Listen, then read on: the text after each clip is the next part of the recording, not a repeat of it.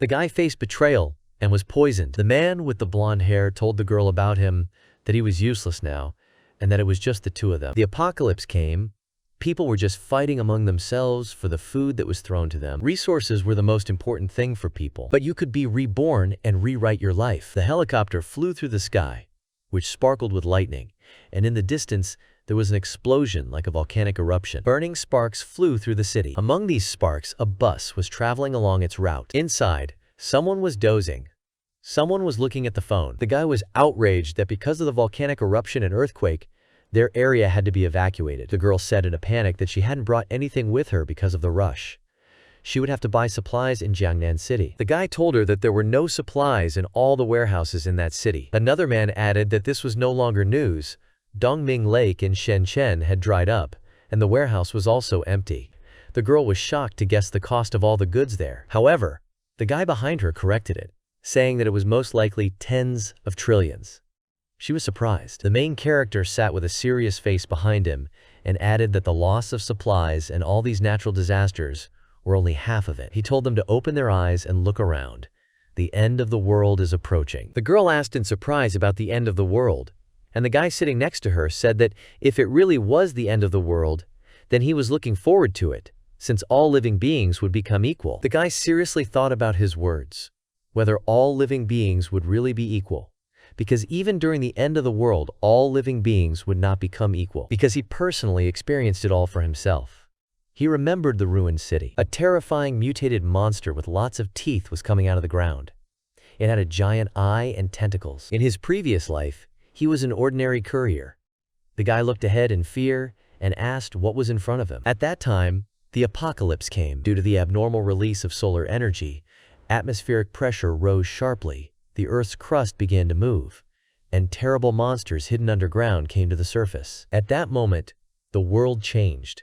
A new order came. In this world of extreme scarcity of supplies, even for the sake of just a bag of instant noodles, people fought with each other. I just had to sacrifice everything for the sake of ham. At this time, the guy was reborn again a month before the apocalypse. The girl called out to him and touched him with her hand. She leaned against him, saying that his earlier words had scared him. And I wanted to ask him for something, but the guy pushed her away, apologizing and saying that he had more important things to do. The girl was very surprised. The guy calmly got off the bus. With anxiety in his eyes, he thought about what was most important during the apocalypse. Standing in front of the Mr. Hippo store, he said that the supplies, in his previous life, he had wasted his time searching for supplies. This time, he must prepare in advance. The angry man told him that for being 21 seconds late, half of the daily salary would be deducted. The guy apologized in response. He said that in his previous life, when the world ended, his boss ran away and his annual salary went to waste. These products are his compensation. How about we just let him take them? A strange light appeared under his foot. After that, a glow appeared around him. He opened the subspace. A system message appeared, stating that rice, vegetable oil, and meat had been detected, and they were automatically saved. The glow spread across a large number of shelves, continuing to preserve. It was the guy's ability, subspace. As long as he develops spatial abilities, everything around him can be placed in an extra-large cubic space, measuring 10,000 meters in length, height, and width. This provides great convenience when getting free food. Relying on this ability, he drained 2 freshwater lakes and plundered several cities that were destined to be destroyed in the future. Under the conditions of the apocalypse, even a pack of instant noodles is a luxury, not to mention fresh produce. And time is frozen here. The food stays fresh no matter how long it is stored. With tears, the guy thought that at last he wouldn't have to eat garbage like in his previous life. With a clap, a system window appeared in front of him, which listed how many products he was storing. After collecting so many supplies, he can finally breathe a sigh of relief. The door opened a crack and someone asked for help to take out the goods. They froze in the aisle, thinking they were hallucinating. The warehouse was completely empty. There weren't even any shelves. One of them shouted an indignant question about where everything had gone. The guy calmly replied that he had taken everything. The visitors were stunned. The man in the black vest called him names and angrily asked how he did it, and told others to catch him. Jumping into the car, the main character said that he would no longer be late. The guy said goodbye and left, and one of the men hovered in the air as he could not catch him. The man looked around dumbfounded, They were shocked that he had disappeared. A passage appeared out of space in the middle of the city. Chen nimbly jumped out of there. He said that spatial jumping is his second ability. He is able to move through space within 3 meters. In the apocalypse, with this ability, he can enter abandoned buildings to find supplies and escape safely. Even in the face of monsters, a spatial leap can save his life at a critical moment. He happily took off his vest, saying that the mission of free shopping was completed. His phone vibrated in his pocket. We received a message with an official statement to prevent panic. Do they know that the end is near? The phone vibrated in his hands again. His gaze became extremely angry. Jiang Shaoqian called him. He exhaled for a long time and said hello. Questions came from the speaker about whether he was avoiding her and that he had put the house up for sale. An indignant voice asked if he really thought he could find a girl who wanted to be with him after that. The caller was wearing lipstick, and a man was lying in bed behind her. She continued to resent him, asking where his dignity was, and if he couldn't give her a house, then how could she feel safe? He asked if she had anything else to say. She started talking about giving him one last chance, so that he could come back right away and transfer ownership to her, or even if he didn't think she would marry him. He replied that he was returning to Shanda, and they would talk when they returned. After that, I dropped the call. He spitefully said that he had spent 5 years in the apocalypse with her in a previous life. He searched everywhere for supplies to feed her, and even took her to a safe area. If it wasn't for him, she would have starved to death. But how she behaved. He remembered the man who called him Bro Chen, and asked why he kept coming back empty-handed. Did he really take all the good things for himself? He squeezed Chen so hard that he sobbed. The man with the blonde hair told the girl about him that he was useless now, and that it was just the two of them. The girl said she knew what he was thinking. Chen only lost his life because he was no longer useful. She added that whether he would be useful to her depends on what he does today. Chen thought that he had been treated very unfairly in his previous life. He had trusted the wrong person. He looked at his hand and said that this time, Wang Haoyu, Jiang Xiaoqian, he wants them to pay for it. They won't end their lives that easily. The pain Chen has experienced, he wants them to experience it 100, no, 1,000 times more. He clenched and unclenched his hand in anger. He exhaled and said that the rest of the things can only be bought with money. But first you need to earn them. The phone rang again. It was manager Liu. Chen greeted them and said that he agreed to sell his house at half price. He seriously added that he needed cash right now. The taxi stopped near the real estate agency. A girl and a guy were standing next to him. The guy had a baseball bat. The girl was indignant at the guy because she waited too long. Chen walked by and told her to get out. The man with the bat asked irritably who allowed him to sell the house. If the main character does this, he will make sure that he does not see the sun tomorrow. Chen grabbed him by the throat, lifting him into the air. After that, he threw him to the ground so that his face was distorted. Jiang Xiaoqian screamed at Chen to let him go, and what was he doing? She started calling people for help. The main character slapped her backhand so that she gasped. Falling to the ground, she stared at him in horror, unable to say anything. Wang Haoyu was trembling slightly. His eyes were already starting to roll back. He asked to be released. Chen looked at him angrily and told him not to worry, because he would not give up his life so easily. He released him, and Wang Haoyu, clearing his throat, quickly began to crawl away from him without turning away. Chen went to the real estate agency, and Jiang Xiaoqian ran up to the trembling Xiaoyu, asking him if he was okay. She shouted after the main character that she wasn't angry yet. Let him get down on his knees and apologize quickly. Otherwise, he might forget about their wedding. Wang Haoyu glared angrily. Chen turned in their direction, and they jumped in fright. They began to run away quickly, and the main character only said that they were incapable of anything. The guy was given a glass of water. The older man folded his hands in front of him and said that he would pay and buy his house, and asked what Chen thought about it. He looked at the guy coldly and thought that the house was worth more than $1 million, and this stupid guy was selling it for 700,000. He can make a profit of several hundred thousand. Chen agreed and said that he needed full payment. Would he be able to pay today? The man quickly agreed and offered to sign a contract and transfer the money. The transfer of ownership rights can be carried out on Monday. After taking the contract, the main character agreed and thought that at this time he could choose any house that he liked, provided that he dares to live in it. He received a message from Area Scan Bank stating that 700,000 yuan had been transferred to his current bank account. The guy left the building. Despite the fact that various natural disasters occur in their days, Chengdu is located deep in the Central Plains. Earthquakes, volcanic eruptions, and tsunamis won't happen anytime soon. Plus, the official announcement has been made, and life is still calm. There was an advertisement for quick loans on the pole. The guy abruptly slowed down and took a closer look at the advertisement. She offered a high-interest loan. He called, said hello, and asked if it was a credit card company. He asked if he could mortgage his property with a certificate of ownership. White clouds drifted over the building with a large red sign. She told him at the credit agency that his house didn't look like it was worth much.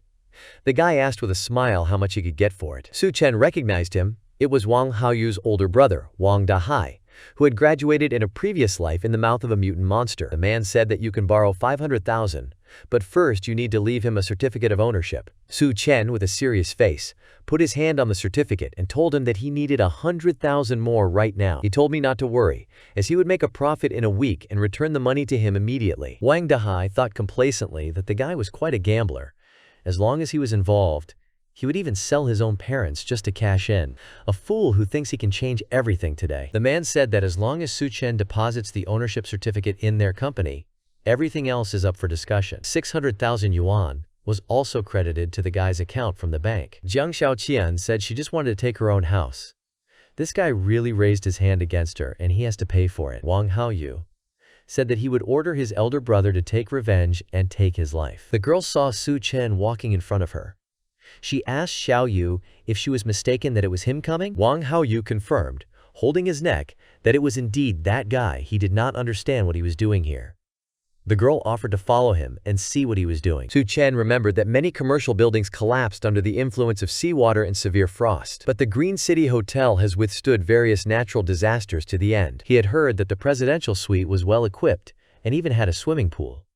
It might be a good idea to use this place as a base and live there for a while. The guy entered the building. He looked out the window and thought that although many warehouses had already been emptied, there were enough hot dishes and ingredients. A girl in a uniform with short hair came up to him and greeted him. She was the manager of the Liu Xingrui Hotel restaurant. She asked how she could help. Chen greeted them and said that he would like to reserve 1,000 tables for the banquet. Can they do it? The girl was very surprised and asked the number again so as not to be mistaken. With a smile, she said that they had tables of 5,000, 10,000, 30,000, and even 100,000. She thought to herself that this was a man with great manners, probably some rich man. The guy said it would be 10,000 per table. He will make a deposit of 500,000. To deliver everything to the address he specified, he will pay the rest in a week.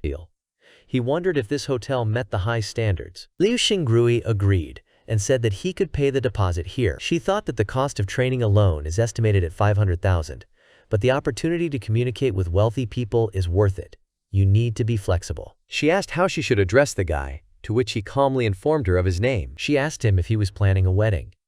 Chen confirmed that it was all for the wedding.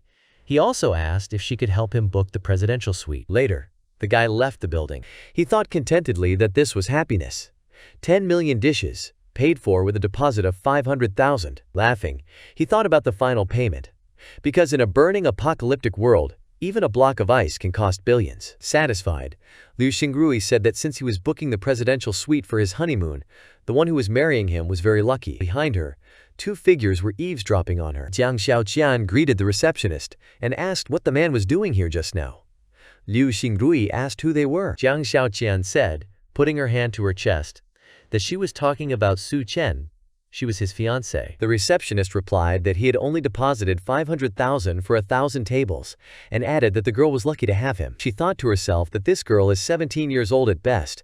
Why do such girls attract the rich? Jiang Xiaoqian and Wang Haoyu were shocked. They did not understand how Chen could have the money for a banquet worth 10 million. Liu Xingrui said, taking out her phone, that wealthy people like to play the game while hiding their identity. They're afraid that their partners might be after their money, so they only reveal it on their wedding day. Jiang Xiaoqian asked if that's why they suddenly disappear and act aloof before the wedding. Wang Haoyu called Chen a sycophant and wondered if he was really rich. The receptionist held out her phone to them, said yes, and invited them to see that he had just paid 500,000. They were stunned. Wang Haoyu, when they went outside, asked the happy girl who Chen was going to invite to this banquet at a 5-star hotel with 10,000 tables. The girl replied that, of course, he was going to introduce her into his circle. The guy held out his hand to her and asked how they were. The girl irritably slapped his hand and replied that she needed to take the initiative and do her best for him. In her fantasy, She was sitting in expensive surroundings in branded clothes, and there was a maid nearby. Her eyes were burning with these thoughts. She had never imagined such a scenario in her life. Unexpectedly, it would happen precisely because of him. The guy was thinking out loud about his profits and expenses. During the free purchase, theft, many basic necessities could not be purchased. Even if only a deposit was made, the remaining 800,000 is not much. Laughing, he said that if he didn't take out an online loan at the moment, it would be useless. The phone illuminated his strange face. Chen downloaded more than 80 apps at the same time, took selfies 30 times, and the loan amounts ranged from 30,000 to 30 yuan. He exhaled. His account balance was 977,000 yuan. He fell on the bed quite happily. He finally managed to get the right amount. He abruptly got up on the bed. He had no time to waste. He still had a lot to buy. He flipped through websites, fireplaces, ice makers, blocks of ice, smokeless coal. All this is not available in supermarkets. Fortunately, they can be bought online, and the delivery is quite fast. Extreme heat and extreme cold. Whether he can survive all this or not depends on whether he has enough of everything he needs. He called and asked about the cost of smokeless coal. Then he ordered 2,000 tons, said that the price was fine with him. First, he would make a deposit of 500,000 yuan, and the remaining amount would be deposited after receiving all the goods. Next, he called the ice factory and said he would like to order blocks of ice. They agreed that he would come for a personal discussion. He was coming out of the entrance when a girl saw him and recognized him. The girl with short hair greeted him and said that Xiao Qian had downloaded it. Chen recognized Liu Nu because she was the one who always slandered him behind his back from the second and allowed Jiang Xiaoqian to occupy his house. He asked what exactly she missed. His house. Li Nao worriedly replied that Xiaoqian was just checking on him. She asked why he was so stupid. Didn't he know how sad the girl was? Jiang Xiaoqian asked if Chen could accompany her. She's not feeling very well. That's why I yelled at him yesterday. Holding his hand and blushing, she asked him not to get mad at him. The guy left with the words that he was busy today and let her take a walk by herself. The girl was stunned and said that this guy was acting too arrogantly. Li Nab told her to look because Chen was already getting into a taxi. Getting into a taxi, Li Na said that they needed to follow. This must be the last test for Jiang Xiaoqian. The main character was getting out of a taxi near the factory. The man greeted him, shook his hand, and said that the guy was very young. Chen told Mr. Wu that they had already discussed all the details over the phone. He specified how long it would take to deliver 2 tons of food ice. Mr. Wu rather said that they don't really have much to brag about in their factory, but when it comes to efficiency, they are definitely the best. They will deliver everything in 3 days.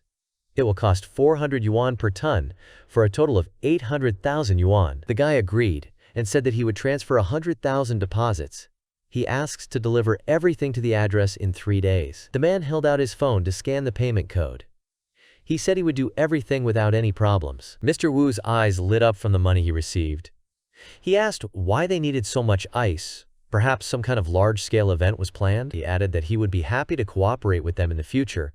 The price is negotiable. Chen, getting into the car, said he planned to donate it. As he watched the car drive away, he said that the guy had made a deal for 800,000 yuan so quickly. This guy is really something. He noticed another taxi honking. He assumed that someone else had arrived without an appointment. Jiang Xiaoqian said that Chen was her fiancé. She asked, straightening her hair, what they had just been talking about. Mr. Wu thought it was some kind of detective play. He said that Mr. Su had just ordered $800,000 worth of ice from them. The girls were beside themselves with the amount they heard. They realized that it was now clear that Chen was rich. Super rich. Li Na asked, discouraged, if Chen had told her what he was going to do with so much ice. The man replied thoughtfully because he said he would donate it to charity. For the girls, it was beyond comprehension. Chen said that everything necessary has been bought, and now it's time to enjoy everything before the apocalypse. He thought about how in his previous life he was too busy working, not to mention visiting trendy restaurants. Even going to a small cafe was a luxury. The main character noticed the receptionist, who greeted him. The guy was looking through the menu, sitting at the table. The waiter was standing next to him. Chicken and butter, nasian, smoked steak, juice, a really upscale restaurant with 4-digit price tags. He saw a dish worth 17,000 yuan on the menu, which was not described. He asked what it meant, why the question mark was being sold for such a price. The girl replied, that this dish was personally prepared by the chef of their Yakulin music restaurant. The ingredients depend on the mood of the chef, too. Chen said it sounded interesting, and he would start with it. The girl accepted the order. The guy took the book of Shanhai Jing.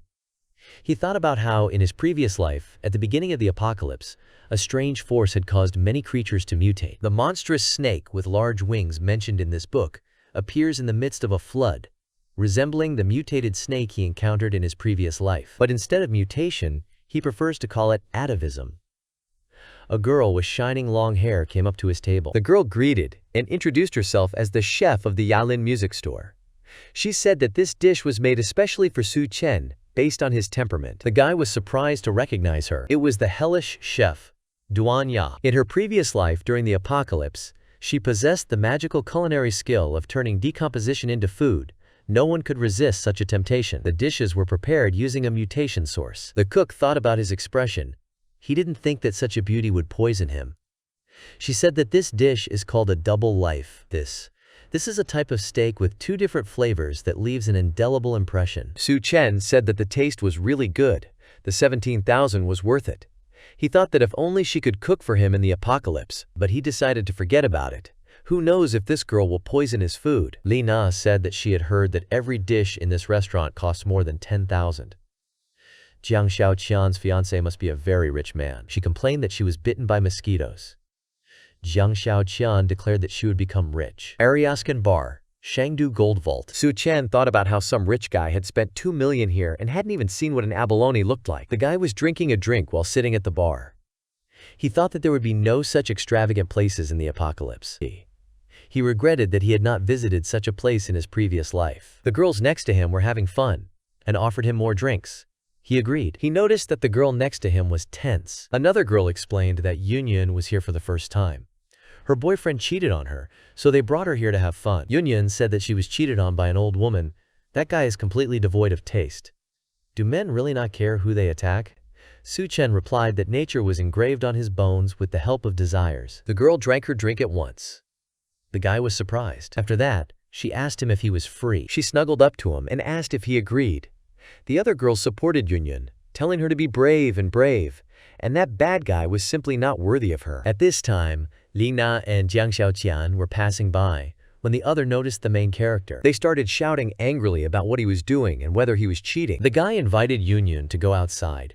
She thought that this guy was so courageous. He grabbed her hand and invited her to go upstairs. Downstairs, 2 girls were shouting for him to stop. In a long corridor, they entered one of the doors. The guy closed the door, hugging the girl to himself. The guy apologized for those 2. The girl said sheepishly that this was her first time.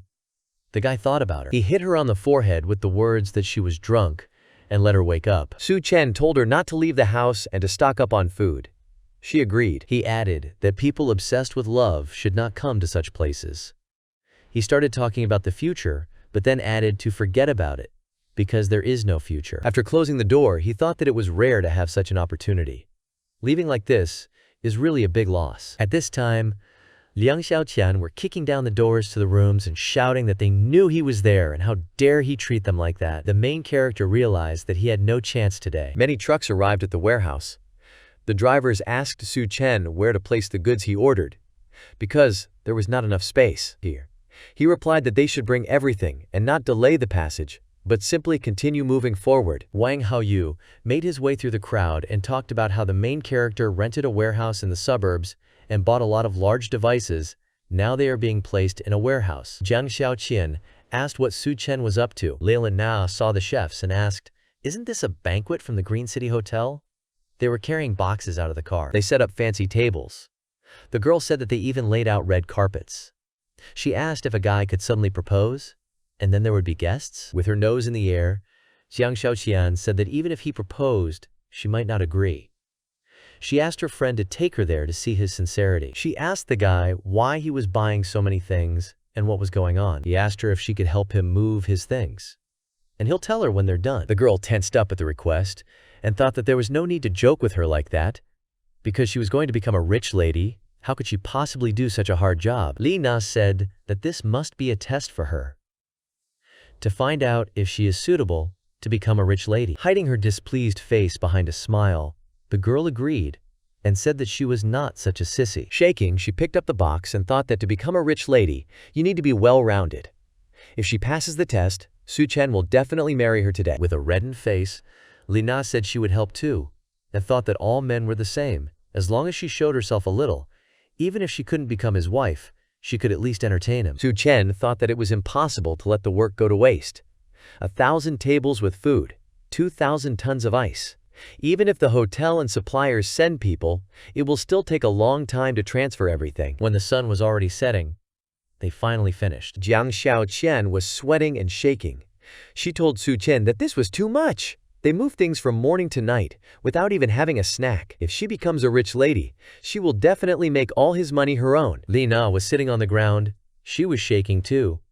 She called the guy names and said that he actually made them move such heavy things. These ice blocks weigh more than 100 feet each. Jiang Xiaoqian said that the trial was over. Shouldn't Chen announce that she's his fiancée now? Rich people should appear. Lilina said that the food was getting cold, and the guests didn't seem to mind. Rich people are so weird. Meanwhile, the guy handed out red envelopes to the drivers and thanked them. He informed them that he would transfer the remaining money within a week in accordance with the contract. The drivers thought there were at least 10,000 in the envelopes. They happily shouted their thanks to the boss. Holding onto the wall, Jiang Xiaoqian asked the guy if he wanted to tell her something. After passing the mom, he thanked her, but said that there would be no payment. The girl was in shock. She told him not to joke like that, because he was supposed to have a surprise. There must be guests coming. She asked him to get married and live well. The guy turned around and asked her again.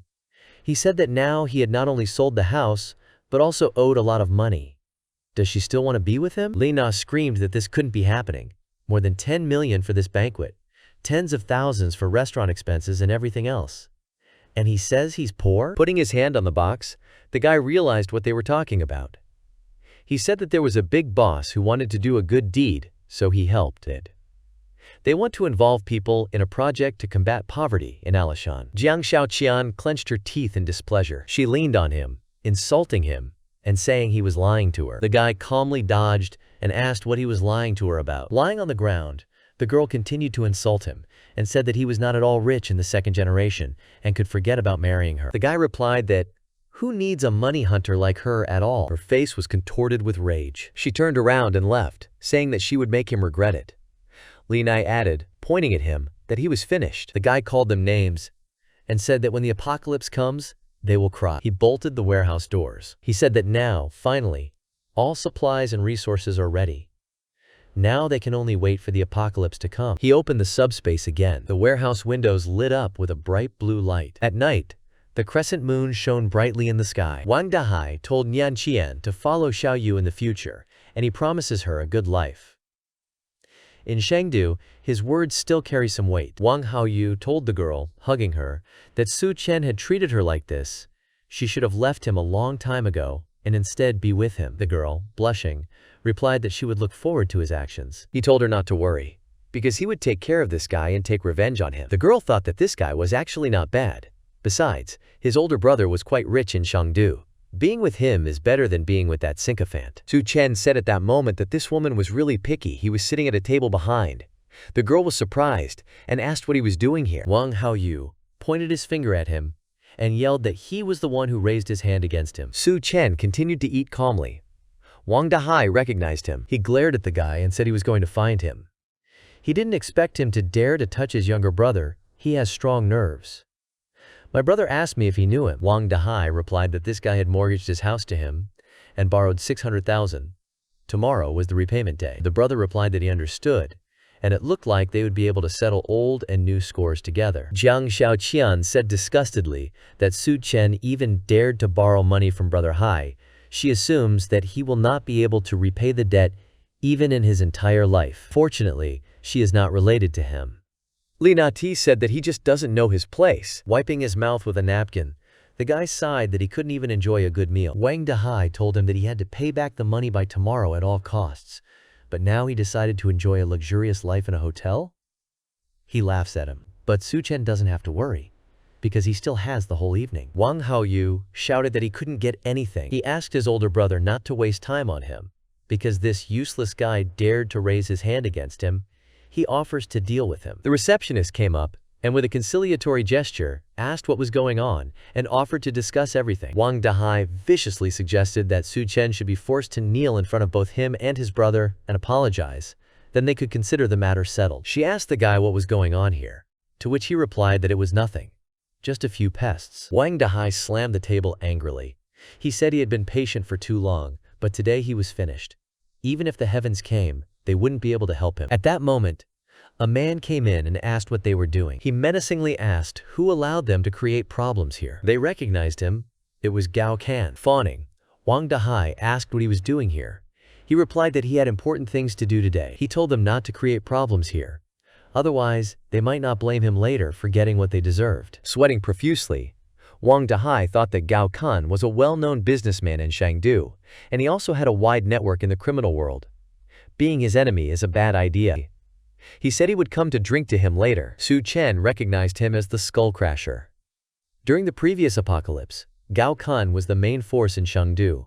The hellish chef was also his wing. He remembered that the hotel used to be the first place where atavistic mutations occurred.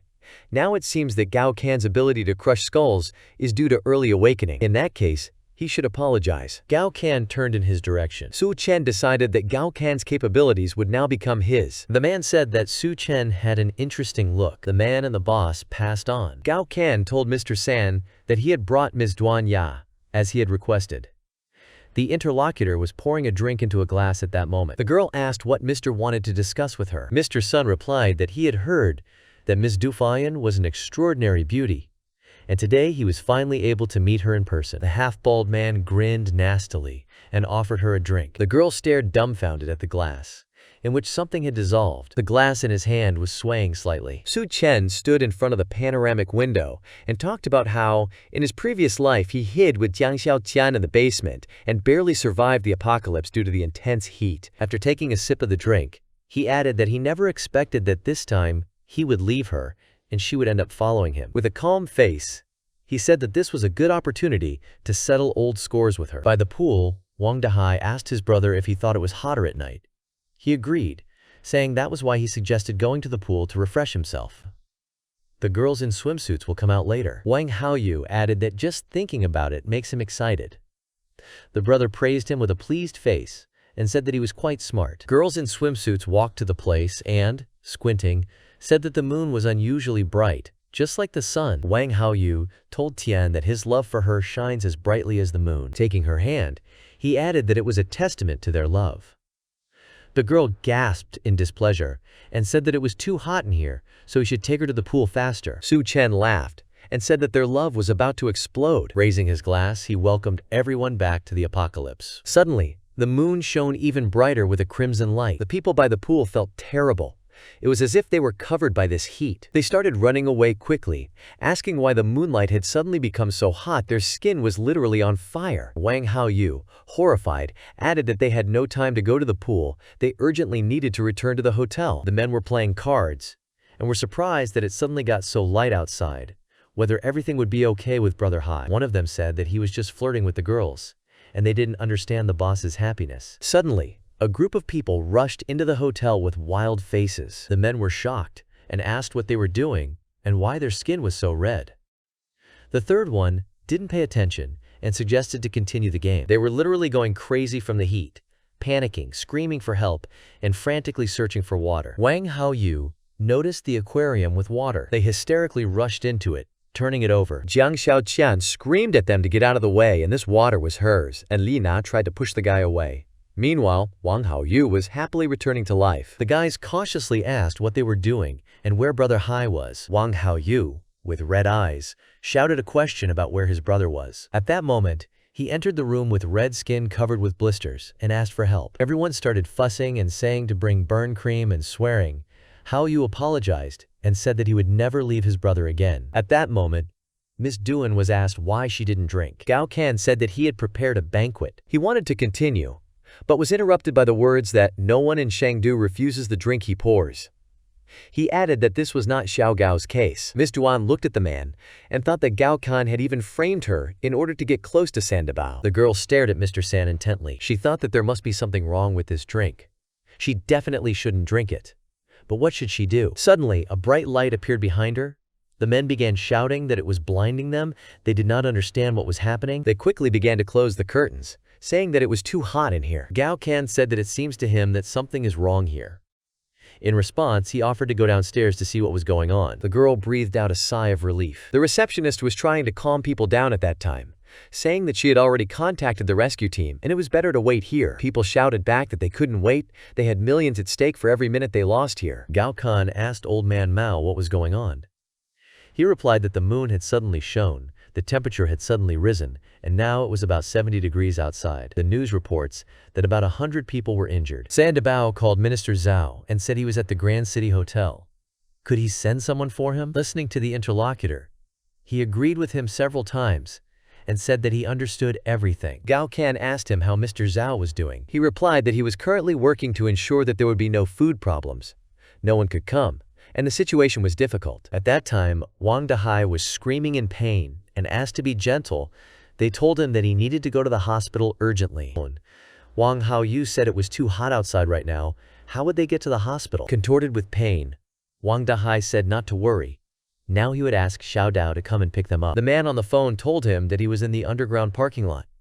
In his opinion, it was really a little hot. As he drove out of the parking lot, he told them to wait there and that he would arrive now. When he got outside, he saw the scorching moon.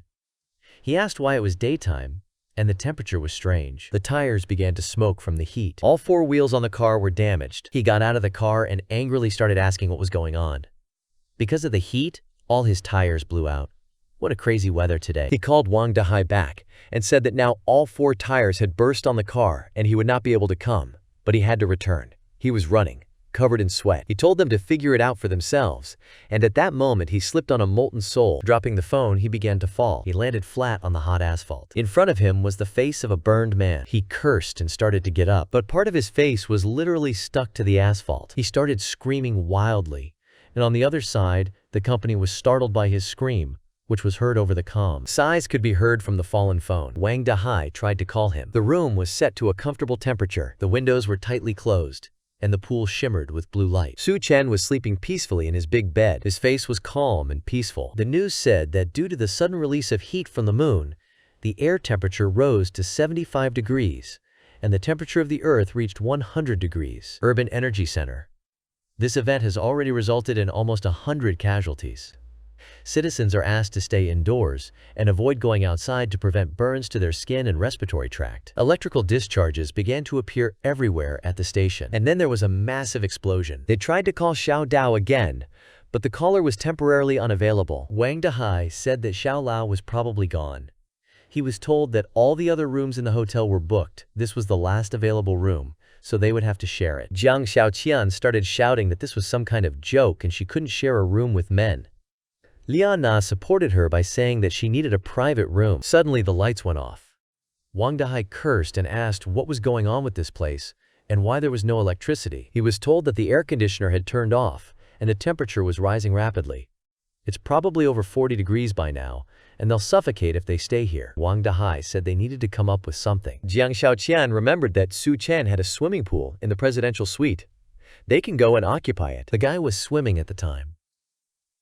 Last time, the city's electricity supply had hidden dangers due to improper maintenance. No matter how much manpower was invested, the electricity in the city still exploded. The guy emerged from the water. All users connected to the city's power grid were affected. That's why the guy specifically chose a room with a pool. I also prepared vertical air conditioners and large backup batteries to ensure room temperature. He thought he needed to add some ice. Satisfied, he sat down on the sofa in a relaxed manner and said that it was much better this way. His stomach rumbled, and he realized that he was hungry. From the subspace, he took out various fresh and delicious food, including crabs, meat, dessert, and fruits. Opening his chopsticks, he said that on the first day of the apocalypse, breakfast should be simple. He was wondering when Xianye would have the opportunity. Suddenly, they started knocking loudly on the door and shouting at him to open it, as they know he's there. When he opened it, a cool breeze blew over the people. Wang Dahai realized that it was very cool, and the air conditioner was working. Chen asked what they needed. Wang Haoyu shouted that this room not only had a swimming pool, but also electricity with food. Everyone started wildly rushing towards him, shouting that they were almost fried on the street, and he was enjoying luxury here, that he was too selfish and let him get out of here. They forced him to leave and forced them to force him. Wang Dahai yelled that the guy had borrowed money from him, and it was time to return it.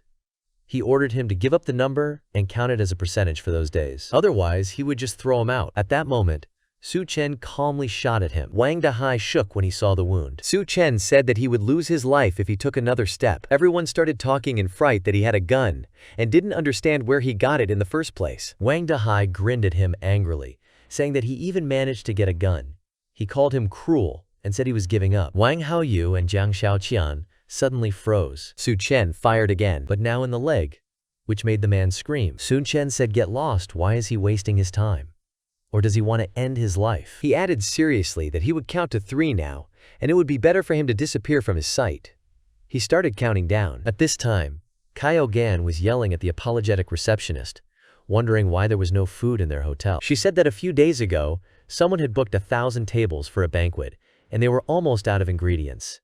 The delivery was scheduled for today. Mr. Sun was viciously telling them to bring all the food and water. At that time, he was watering himself with a water bottle. The people around began to complain that they were going to take away all the food and water. They shouted that even if he had money, it didn't mean he could do whatever he wanted now. They were going to personally kick him out right now. A group of people returned from Su Chen, shouting that he was taking someone's life. Cao Tao Gan realized that it was a gunshot wound. Not many people can take up arms. It looks like there's a cool character living upstairs. Wang Haoyu asked his brother how he was feeling, but he only cleared his throat in response. Jiang Shaoqian shouted that Su Chen's room had electricity, air conditioning, and even a swimming pool. People attacked her with questions about whether she was telling the truth, to which she replied that she had seen it all with her own eyes. There were even ice cubes, lots of food, fried chicken. It's just paradise. People gathered in a group and went to him with indignation that while he was enjoying comfort, they were suffering here. They needed to go and deprive that guy of all his comforts. Kamiogan told his subordinate to keep an eye on what would happen there. The door opened a crack, and a voice asked if everything was okay. The guy said they came to discuss something with him. A chill literally blew over them. They got the feeling that every pore relaxes. People started ingratiatingly asking the guy to let everyone into his room. Because it's an emergency right now, young people should show respect to their elders and take care of young people, and he's definitely very responsive. At that moment, the child suddenly noticed a fried chicken. With a wild face, he rushed towards her, shouting to his mom that he wanted fried chicken. A sudden hard blow to his stomach knocked him back. Everyone was horrified, and his mother screamed in shock. Su Chen told them to keep an eye on their children, otherwise he would teach them how to control them. Wild-eyed people shouted at him that it was just a kid, as soon as it occurred to him to dare to hit him. They added that someone like him doesn't deserve to stay in this room. They rushed at him, deciding to throw him out. They shouted that he was just the one. At that moment, the guy shot at someone. The men watched in shock as one of them fell. Su Chen calmly said that he might be alone, but they only have one life. Wang Haoyu was shouting about why the guys had left his brother outside. In response, he was told to calm down. Brother Hai's wound was already infected and had started to rot. With this temperature and without medicine, Brother Hai wouldn't be able to hold on any longer. The guy with the red eyes shouted that it was Su Chen's fault. On camera, the girls told Su Chen that they knew he couldn't shoot them. He was just scaring Wang Dahai. The girl asked him to remember how much she loved him. The girls, drenched in sweat, simply asked him to let them in and they would do whatever he wanted. They need to cool down a bit. Su Chen said that sisterly love was undoubtedly deep and invited them to come in. Jiang Shaoqian said that she knew he wouldn't leave her. Lena happily called him very nice. At that moment, Wang Haoyu rushed towards him with threats. Su Chen calmly said that anyone who went inside would lose their lives and hit the guy with a bat. He flew straight into the girls. The guy hit the bat on the floor and asked if there would be anyone else. The girls hurriedly refused and said that it wasn't bad outside either. Su Chen told them to disappear. They left, dragging Wang Haoyu. The guy looked away. There are powerful weapons under the ceiling. He said that if you don't leave, you'll lose your life. Tracked vehicles were moving on the hot asphalt. People were delighted to see the rescue team's car, which had tires replaced with treads and windows protected. Everyone was happy, thinking that the car had come for them. They were shouting that they were saved. A lifeguard with a gun in his hand told everyone to disperse and asked if academician Liu Zhengo was here. A man came out and said it was him. He was told to put on a protective suit as soon as possible and go with them. People started shouting about why they were going to save only him. Weren't they here to save everyone? The rescuers told everyone to calm down. The authorities have already launched a rescue operation. Midnight is the coldest time of the day. Tonight they will be able to get to the Silicon Valley Plaza on their own.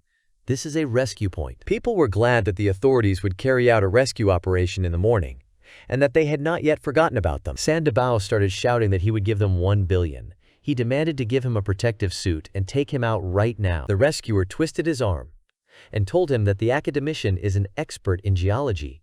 He plays an important role in this disaster.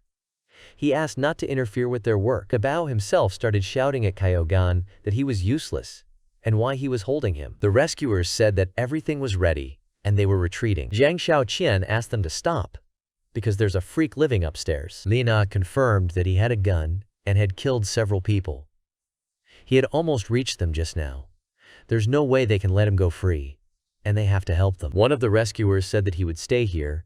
The other told him that this was a special situation and there was no need to act impulsively. He replied that he had the right to do so and said that he would contact us as soon as he dealt with it. After taking off his protective suit, he said he wanted to see who he really was. Jiang Xiaoqian was quite thinking that after Su Chen was destroyed, she could stay in this room and wait for salvation. The hallway was empty. The rescuer carefully moved along it. Suddenly, he noticed something. There was a camera in the pot. The door opened a crack and a grenade flew towards him. She flew up to him, and he swore. There was a bright flash. A corrosive gas appeared. By the sound, the guy realized that it was tear gas.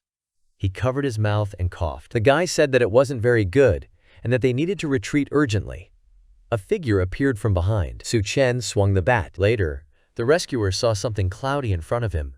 His eyes stung, and it was so cool there. Su Chen read from the documents that Lu Xiaofen, the deputy captain of the Special Forces, was in front of him. Now that he's awake, he invites him to talk. The guy was sitting tied up and undressed. He was surprised where Su Chen got the air conditioner, ice, who he really was. Where did he get his gun and stun grenades from? The main character replied that he was just a graduate.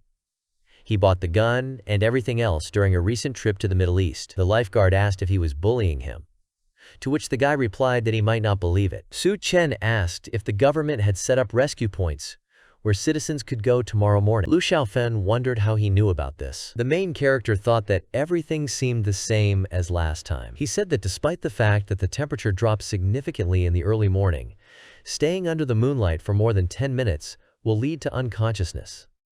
The guy replied that there was no other way out, as it was difficult to modify rescue vehicles. Many people couldn't hold on anymore, so they had no choice but to let people get to the bases on their own. Su Chen said that in fact, thick blankets and thick coats can help lower the temperature.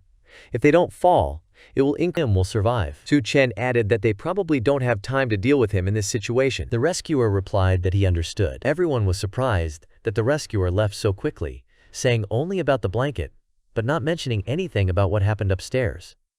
They also took away his weapon. Is this guy really that strong? Even the military couldn't handle him. Mr. Sun cursed. He hit Kyogan and asked, so Kyogan didn't act right now. He beat the guys, calling them useless. Mao asked how long they had to put up with him. Kyogan replied that the authorities had launched a rescue operation. Once order was restored, they would still have to use his connections. Su Chen asked if Kyogan still dreamed of restoring order in times of chaos. Mao shouted in shock, "Where did he come from?" Kyogan stopped him. He asked the guy why he came downstairs. Su Chen poured ice on the table and calmly said that he was here to make a deal with Boss Cao. The two men were stunned. Mao shouted that they were ice cubes and offered to take Su Chen's life and take all his belongings. The guy pointed a gun at him, and he raised his hands in the air. Kyogan suggested that the main character calms down, ignore him, and talk about the deal. They chewed on the ice with pleasure. Mao said that he had been stuck here for 3 days and felt so good for the first time, he can't even imagine what's in this kid's room. Kyogan said that they would agree to his demands first, and then they would think about it. Suddenly, he was punched in the stomach, while being strongly scolded. He already dropped the ice. Mr. Sun kept hitting him, and told him that next time if he didn't voluntarily bring something to him, he would be finished. Kyogan was extremely angry. Mr. Sun said it was amazing. They also ran out of instant noodles. Without the help of rescuers, they will surely end their lives from starvation. He suddenly noticed Duan Yaya. Despite the heat, she still refuses to undress. That's pretty modest of her. He grabbed her hand and told her that he liked playing with people like her. He's in the mood right now, so she'll go with him. She called him names and told him not to touch her.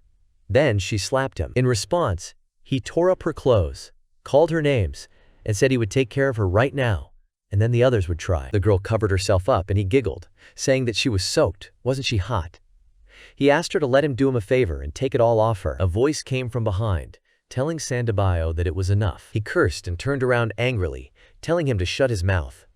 Does he even know who he's talking to? And then something was stuck in his neck. Cao Gan said that Su Chen was right. The chaos had already set in, so he might as well end his life with him. Now this place is under his command.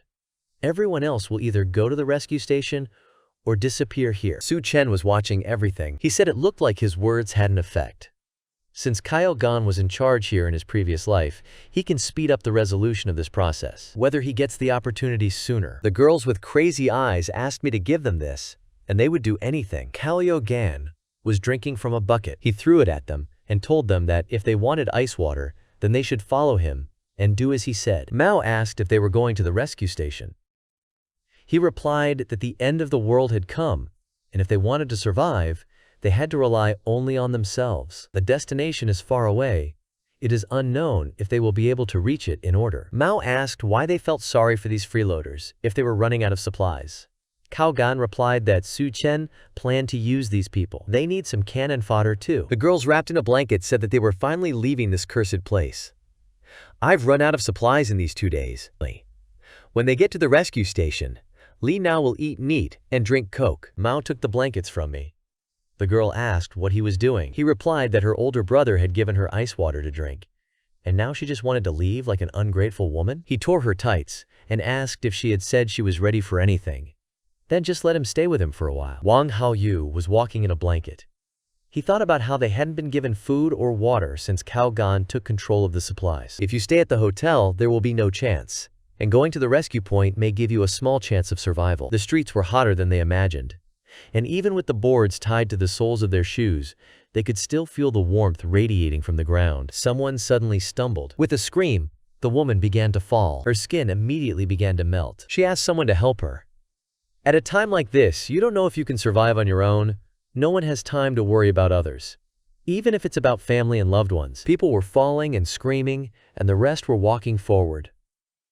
During the apocalypse, the first thing to worry about is survival. Wang Dahao and Sandabao were lying on the street. Suddenly, one of them's eyes turned red. Su Chen said that in his previous life, he went to the rescue station just like them, but then no one reminded him to bring a blanket with him. Even though it was only a kilometer away, he doesn't know how many were sacrificed there. The girls were screaming. Mao asked what was going on this time, to which Jiang Shaoqian suggested that he have fun in the room instead of staying here. Li Na confirmed that they would go with him. Mao called them names and asked them what they should be ashamed of and what they should be afraid of. Ghosts or something. Suddenly, a clawed hand smashed the window. Wang Dahao and Sandabao entered, burning. They rushed at them, and people started shouting that they were zombies. The guy asked if they would turn into zombies if he bit them. Cao Gan grabbed him and said why doesn't he check it out. He pressed the guy against Sandabayo. The guy yelled that he was very hot. Mao asked if the boss was okay.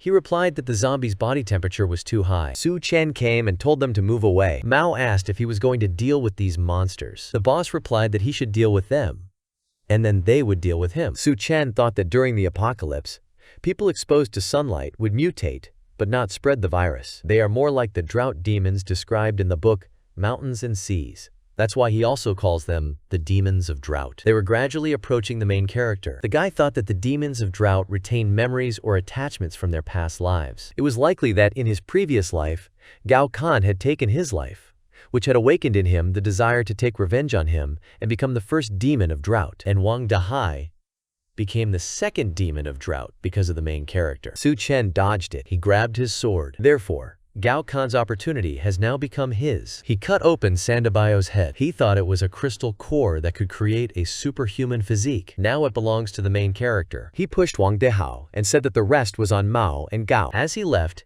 he told them to have fun. Cao Gan grabbed the burned guy and told him to get up. He threw him at the drought demon again, and the guy screamed. They shouted to grab their weapons and kill him. The guy poured the drink into a glass with a stone.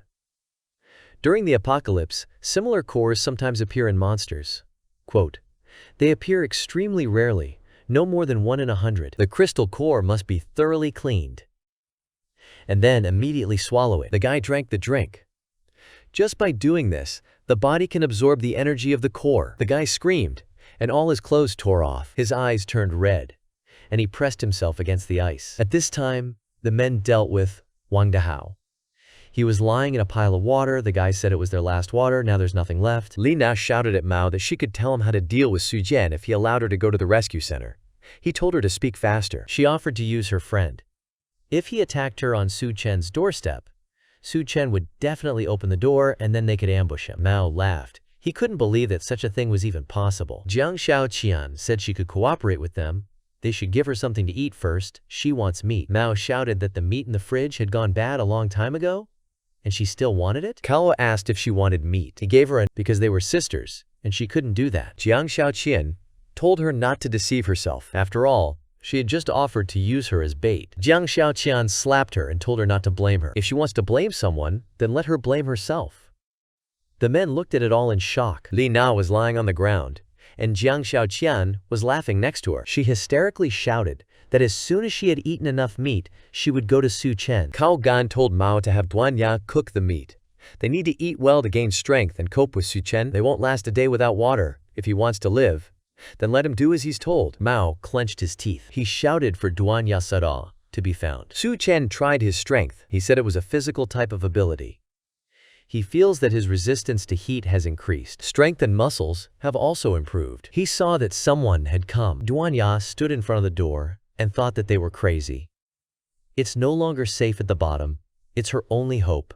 Fortunately, this is her only hope. Fully undressed, Su Chen opened the door and asked if everything was okay. The girl was very surprised. She started scolding him, and he apologized, saying it was an accident. The guy said his resources were limited, and he couldn't take her in just because she was pretty. He thought that Duthenian is a very strong-willed girl. He thought about subjugating her. But now the atmosphere is a little awkward. The girl said that she was not only a boss, but also a medic, with experience as a surgeon. She thought that his room was well equipped. It wasn't even the room, but the ice and electricity.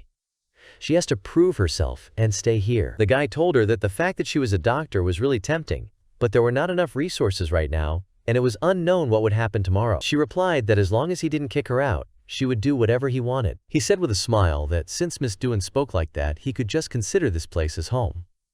The girl replied that she had said it thoughtlessly. He told her that he had to warn her, that she had to behave herself in front of him. No ulterior motives. The girl replied that she understood. She had never doubted his methods and determination. He replied that he was very well and told her to undress. She blushed and asked if it was time to start. The girl reflected that he had water, electricity, and even the opportunity to take a shower. No need to worry about the hot weather, about being eaten. For those outside, it's just paradise. This Su Chen is not exactly a saint either. She remembered how he had told her that now he would treat her to something else. The blushing girl looked at him. She decided to forget about it, because in any case, she thought about everything before she started. Looking at the photo, Su Chen said that he wasn't doing it to peek, but just to stop her from doing anything inappropriate. The girl came out to him. She asked him if this outfit was too small. The guy seriously replied that he was not small, but just perfect. People started knocking on the door and asking Su Chen to open the door and save him. He was told that if he did not open the door immediately, he would break it down. Duanya said that they can't open this door. These people have already eaten Lina. If they open it, it will be bad. The guy asked if they had eaten anyone. Chen came out and told them not to rush to break down the door, because then there might be trouble. Jiang Xiaoqian kept asking him to save her. The men with the crazy red eyes laughed and said that he was finally out. There was one man with a knife waiting for him at the entrance. He swung a knife at Su Chen. The man grabbed his hand, and he hit back. Everyone was shocked by what they saw. Jiang Xiaoqian shouted for her to be released and ran towards him. She rushed to Su Chen and asked him to help. He grabbed her by the throat. He said that as soon as you taste human meat, your body mutates, fangs grow, and you stop being human. Kao Gan said that in any case, that it was the end of the world anyway. What difference would it make if they ate people to survive? Jiang Xiaoqian giggled and said that the meat was so delicious, and her body was filled with strength after eating it, so she can't wait to try it. Su Chen kicked her into the air. She flew out the window, smashing it, but I managed to grab it. She told Su Chen that she would not let him go so easily. Her skin started to burn from being outside. She was screaming that she was hot. Meanwhile, others rushed at Su Chen.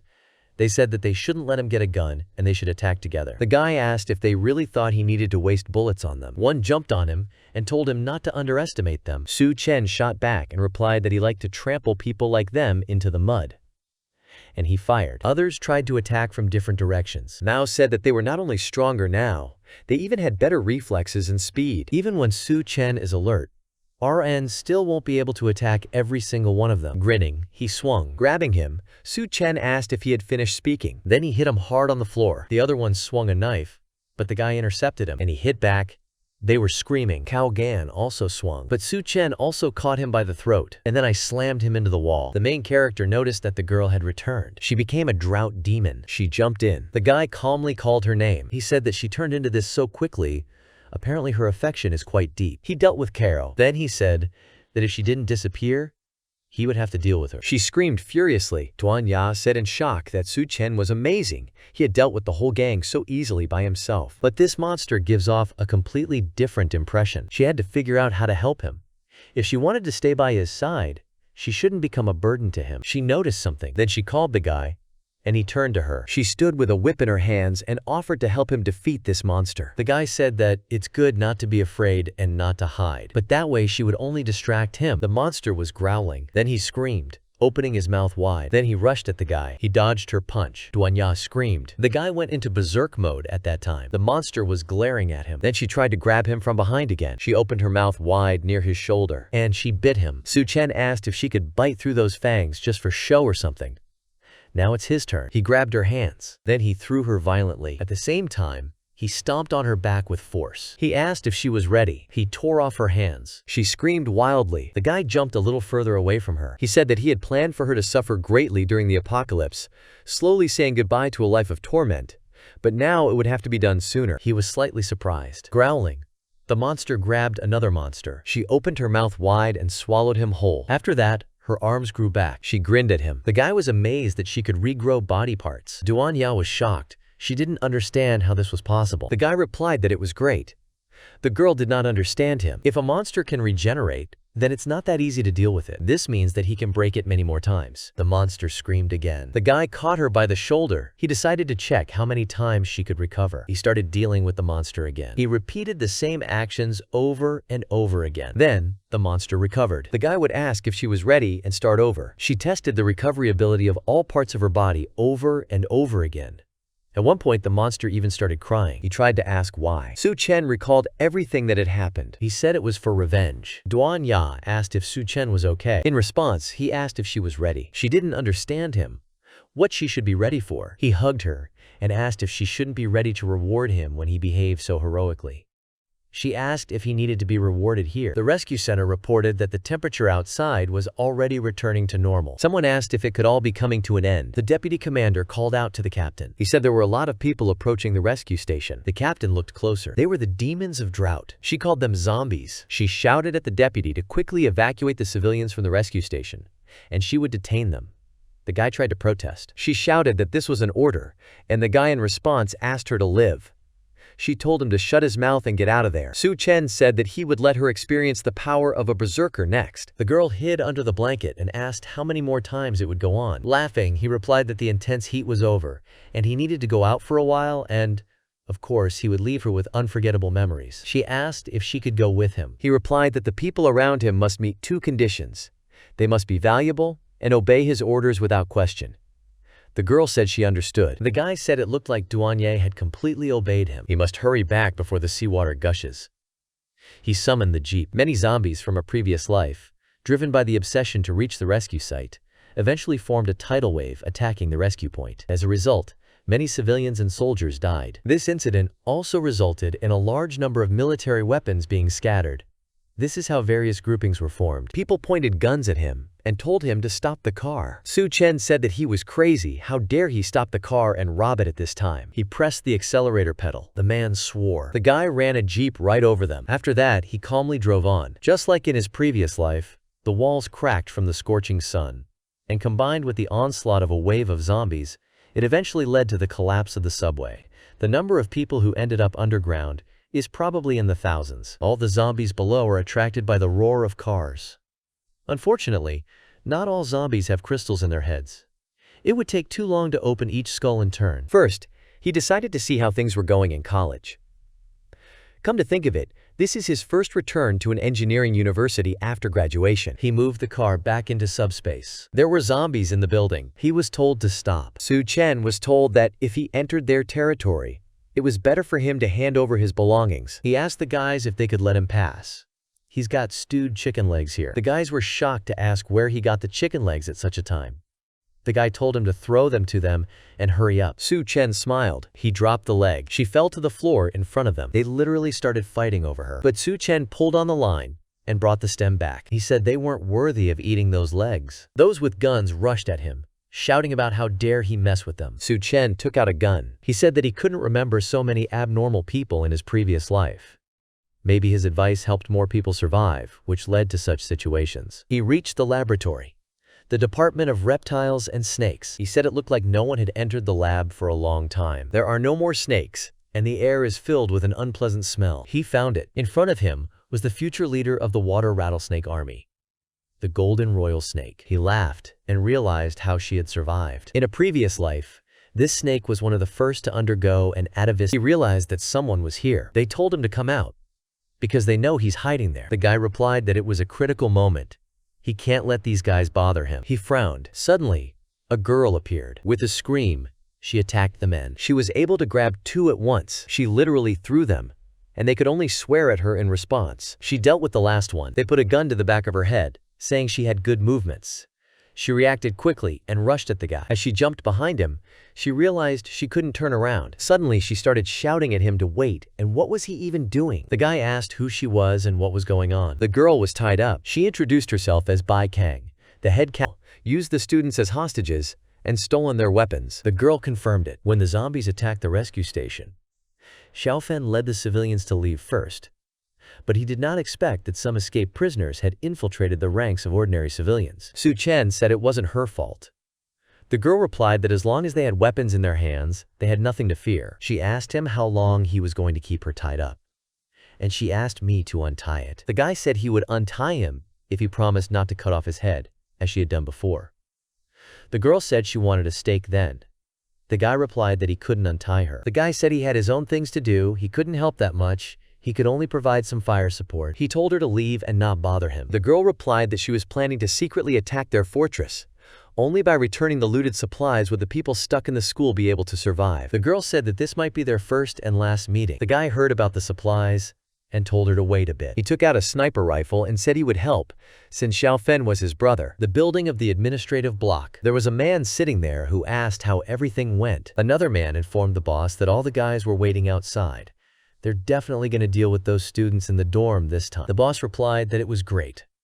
Let those who have not shown readiness for battle before go to the front. Suddenly, the door was broken down. Chen apologized for interrupting the meeting. The man asked how the main character got inside, because there were more than 20 people on guard outside. Chen asked again. Then he pointed his finger at them and said so. His eye lit up when he said the words, "Bam." The guy's head was damaged. Everyone was in shock. They didn't understand how it happened.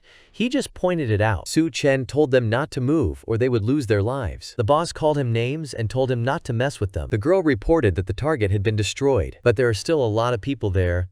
The guy is in great danger. She is still convinced that his plan to lure the enemy alone with a slig is dangerous. She remembered the guy's plan, that she would take a sniper rifle and go to the roof of the opposite building. She told the guy to find a way to stall for time. She would save him. Listening to the voices, she cursed. She ran there at full speed. She rushed inside, saying that she was here to avenge him. Chen was holding the boss by the neck, and everyone else was lying around. He said she was late.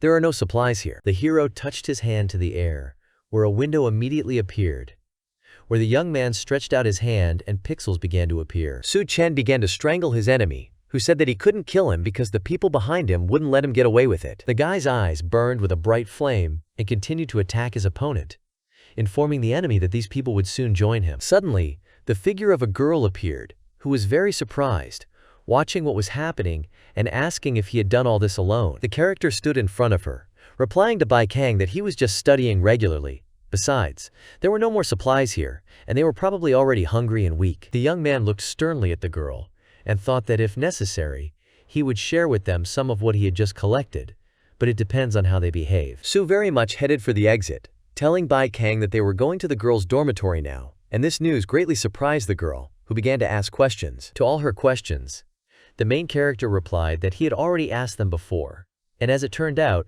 Xiaofeng and the other students were already there. In a dim, unlit room, the bodies of some people hung above the ceiling, and they belonged to both the male and female sexes. One of the women, whose hands were tied and she could not move, glowed with a kind of purple flame and was apparently still alive. Suddenly, she opened her eyes slightly, and one of them glowed a bright red color, thus resembling a fiery flame that was gradually fading. At the same time, an irritated man was walking around the administration, cursing loudly, insulting one of the girls who had allowed herself to escape, causing him trouble. His eyes suddenly took on a crazy look, and the man wondered if she was even alive. After a while, the girl was found, and his entourage immediately informed the hero about it and hurried to bring her down. One of the companions began to free the woman, whose eyes were closed, and she hardly moved, waiting for the moment when she would be removed. Steel Fang asked his sister Ji if she had found the feeling she was looking for, to which the heroine replied that she was on the verge of death and she urgently needed his comfort. The hero stood in front of her,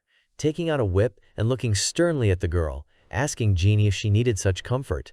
But the woman could not answer anything and was breathing heavily. Steel Fang swung his vine hard, and the whip fell with a screech and a whistle on the body of the poor and exhausted girl. Feeling the burning and unbearable pain on her body, Jeannie screamed very loudly, crawling further and further away. The man looked at the woman with his interested gaze, asking her how she was feeling. She touched her face with her hands, telling the guy that she was much better now, and after that Steel Fang asked her if she had seen everything that was happening here. Sister Ji sat on her brother's knee, breathing heavily and relaxing, while the man asked her about who took all his supplies. Putting her hand on the guy and sticking out her tongue, she replied that it was the devil, but Steel Fang threatened, saying that he would make him pay for everything if she told him the name of this man. The heroine character could dare to hit her. Behind the guy, there were enthusiastic shouts from people who praised the hero and said that this girl had already annoyed them, and then Su Chen turned to her, noting that she was very notorious here. The heroine screamed loudly, not believing that people would allow themselves to communicate with her like that, and if so, she would find her father and order them all to be punished. Bai Kang followed Fan Chin with her gaze,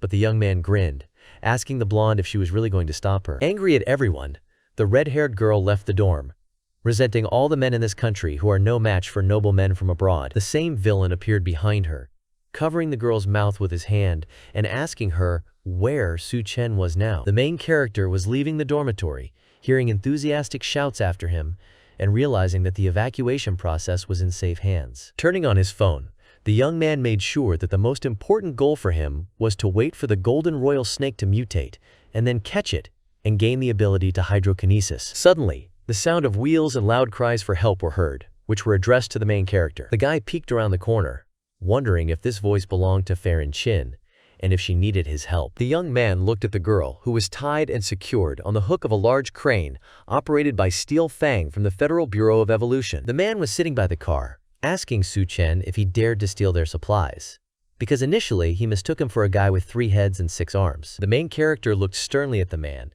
asking him for information about whether he was definitely from the Federal Bureau of Evolution. Steel Fang smiled through his mask, saying that it was so, but besides that, he had prepared for this meeting and made a gift for the guy. He pressed a button, and the side door began to open, from where a bright scarlet light gradually became visible, illuminating everything around. Su Chen saw a picture of many zombies that were engulfed in flames, heading towards him with burning eyes. Steel Fang laughed as he looked at the confident guy and asked if he was ready to die. Loud screams, car noises, and girlish screams began to be heard, and Bai Kang and his brother realized that it was coming from where Su Chen had gone. At first, the heroine wanted to go alone and check out what was going on there, but Xiao Fang rudely replied that they would go together. On the battlefield, Steel Fang's loud laughter rang out, and loud footsteps and terrible screams of monsters were heard getting out of the car. The villain addressed the main character, saying that he gives him the right to be a hero and save this beauty, and if the hero gets down on his knees and begs him,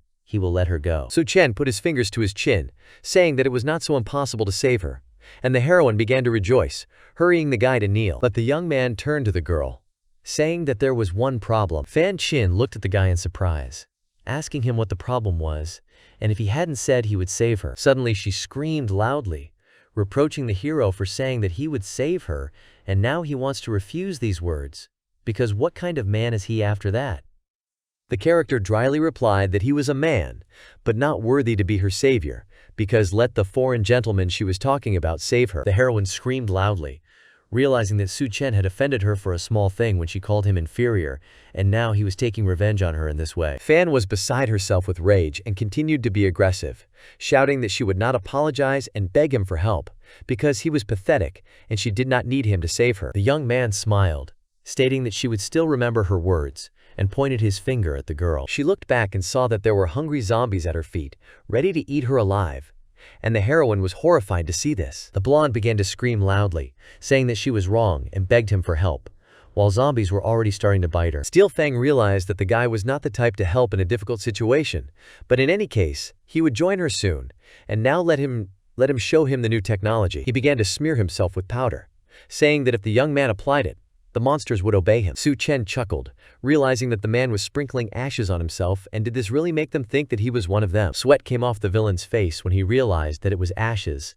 and his eyes looked at the jar in surprise. He started spitting and wiping it off his face, turning away and saying it was disgusting. After that, Steel Fang ordered his monsters to attack the hero, telling them to tear him to shreds. The man decided to launch an attack using his abilities, not even letting the zombies touch him, and at that moment his eye turned purple. A few seconds later, swords made of multiple pixels appeared in the guy's hands, and Chen began to attack. He rushed past the monsters with lightning speed, cutting them down with your swords, and not giving them a chance to hurt yourself. After this attack, the main character crouched on the ground, brandishing his weapon, and looking with his gaze at the opponent who was standing in front of him. Steel Fang's eyes bulged as he looked at the guy and realized that this scoundrel dared to play with him before his own death. But suddenly, the villain was very surprised when he saw that Chen appeared very quickly next to him, as if he had teleported away. At the same time, Xiaofen and Bai Kang peeked around the corner, unable to understand what was happening here. The girl looked at her friend in fright,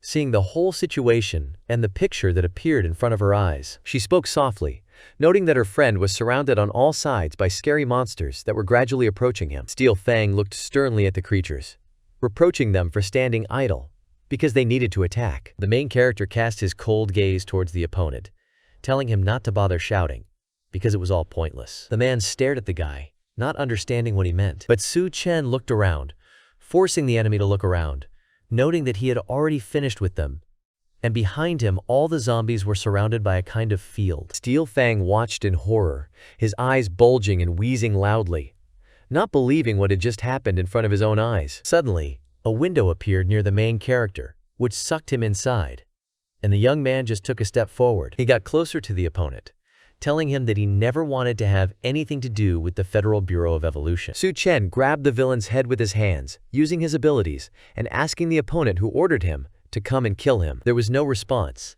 and the hero declared that he would not be able to save his life then, and began to attack him, still keeping his hands on his mask. Steel Fang began to scream in fright, seeing an evil grin on the guy's face, and began to ask him to stop and not do it. The opponent's eyes were already very red and were ready to pop out, when suddenly, one movement of the main character changed everything. With a rather unpleasant and ear-piercing sound, Steel Fang's headless body fell to the ground. The main character was holding the head of his opponent above him, whom he defeated, and after a few seconds he threw to the wrong side. All this was watched by Bai Kang, who was horrified, not understanding what kind of monster the guy was, because such a quick solution to the problem clearly could not be achieved even with the help of training. Passing by his friends and carrying the severed head, Chen said that when dealing with this little thing, he should restrain himself a little. At the same time, the sun went down behind the walls of the prefabricated houses, but the last rays still penetrated into Duanye's room. The girl with pink hair was lying on the bed,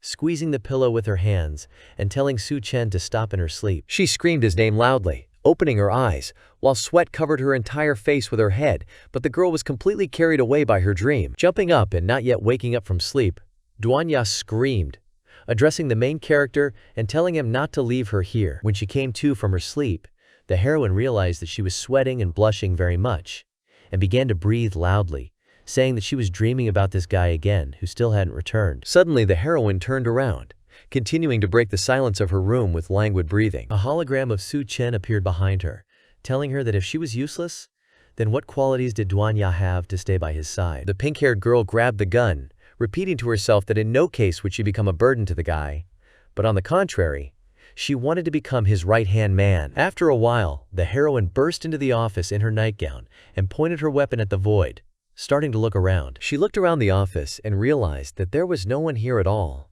But Duan Ya found it strange, because the voice was clearly coming from here. Suddenly, other strange sounds attracted her attention, and the girl was very scared, starting to look around, looking for the source of the sound. Fear appeared in her eyes, and her face twisted into a terrible grimace of horror. There was a dead man standing next to her nose, who was a zombie, and Duan Ya couldn't figure out when he had appeared next to her. The monster's hands began to reach out to her and her body, but the pink-haired heroine could not understand how he managed to silently appear behind her. The girl began to back away from the monster, but suddenly felt the table spare herself and realized that her path was fenced off. She looked out of the corner of her eye to the left, wanting to come up with a plan for how she could get out of this situation. Duan Ya then remembered that she had a gun in her hand and was about to aim it at the monster, when suddenly, something happened. The gun, against the will of its owner, escaped from her hands, flying down the table, while the dead man's eyes seemed to control the object. The monster growled very loudly, splashing its saliva and looking at the heroine with its ferocious gaze, who was looking around in fright. The heroine closed her eyes, pressed her hands to her chest, and realized that she was doomed, when suddenly something made her open her eyes, and she looked at the monster. The pink-haired woman watched as the zombie's face approached, but she did not immediately understand what this guy was doing, because he seemed to be passing by. She looked at his face and realized that the zombie was sniffing, and most likely he couldn't see anything. Duan Ya squeezed her eyes shut, realizing that she was lucky this time, but now the monster was too close to her, and if she made a sound, it might attack. The girl began to crawl across the table, wanting to reach for her gun, while the zombie was still approaching her and sniffing the area. The heroine just needed a little more to reach the gun. She sighed heavily, feeling incredibly tired from all her attempts. When Duan Ya realized that she had attracted the attention of the bully with her size, the girl turned around and saw her opponent's eyes burning with a bright flame. The monster growled loudly at her, smelling the girl and smelling the scent of her skin. At this time, the heroine recalled Chen,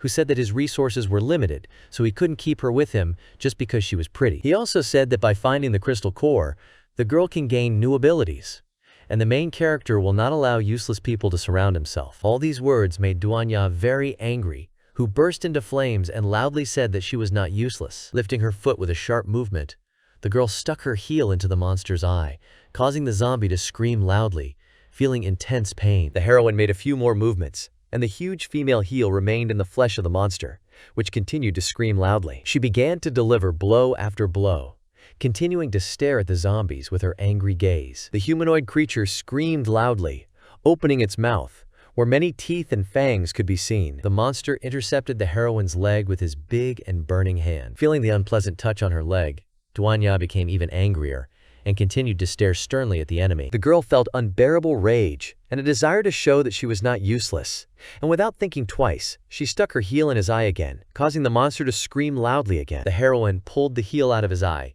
and began to look at how the zombie was suffering. Continuing to look at the humanoid monster and seeing his exhausted and defeated appearance, the heroine began to look around. Duan Ya saw the axe and exclaimed softly to Chen, saying that he shouldn't see it, because she wasn't useless at all. Knocking the zombie to the ground and stepping on his head with her heel, the girl turned to the monster, saying that she would now see if there was a crystal core in his head. At that time, at the University of Engineering, Bai Kang and Xiao Fen followed Chen's advice and began organizing the evacuation of students. The short-haired girl even contacted her brother Bai Ming, asking him to join them and ensure the safety of the students. At the same time, the snake, which the main character was paying special attention to, also began to mutate. The young man was in the laboratory department, standing in front of the snake and wanting to see how much it could mutate. The guy put a huge bucket of water on the table, saying that he had prepared it for the snake. Chen was very surprised when the snake climbed to the water by itself, because if she knew that she needed to get into the water to complete her mutation,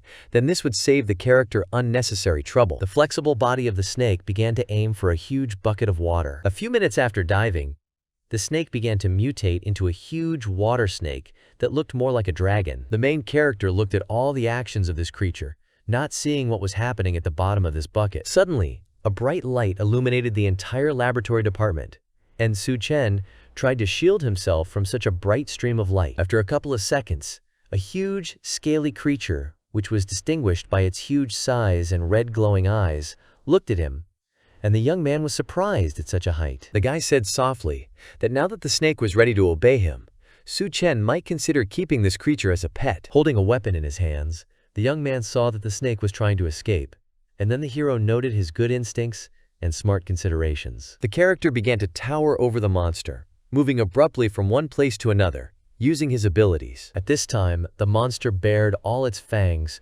growling loudly at its master, but the young man was clearly not afraid of it. The guy swung his sword at the animal, wondering if this was really a snakeskin walk. But unfortunately, it wasn't fast enough. Chen stabbed his sword into the thick scales of this monster and continued to stare at this demonic creature. Sweat came off the guy's face when he saw that the monster's scales were so thick and hard. The snake growled loudly at the young man, exposing its entire mouth, and looked at the guy with its gaze. The main character continues to revolve around the monster, realizing that if the blade does not work, he will be ready to just beat him to death with his fists. Striking blow after blow, the guy punched the monster in the face, using all his skills and abilities. The main character was surrounded by the huge tail of his pet, which was already ready to strangle the young man. Chen used his abilities, realizing that the snake was trying to lure him into a cunning trap, but he failed. Being trapped by the monster, the guy realized that the attack was just a distraction to lure him in. And at the same moment, the monster roared loudly at the guy, spluttering with saliva and showing its fanged mouth. The sun was setting over the women's dormitory, where loud screams could be heard. Bai Ming looked at his sister and asked her if she couldn't accept breaking up with Chen,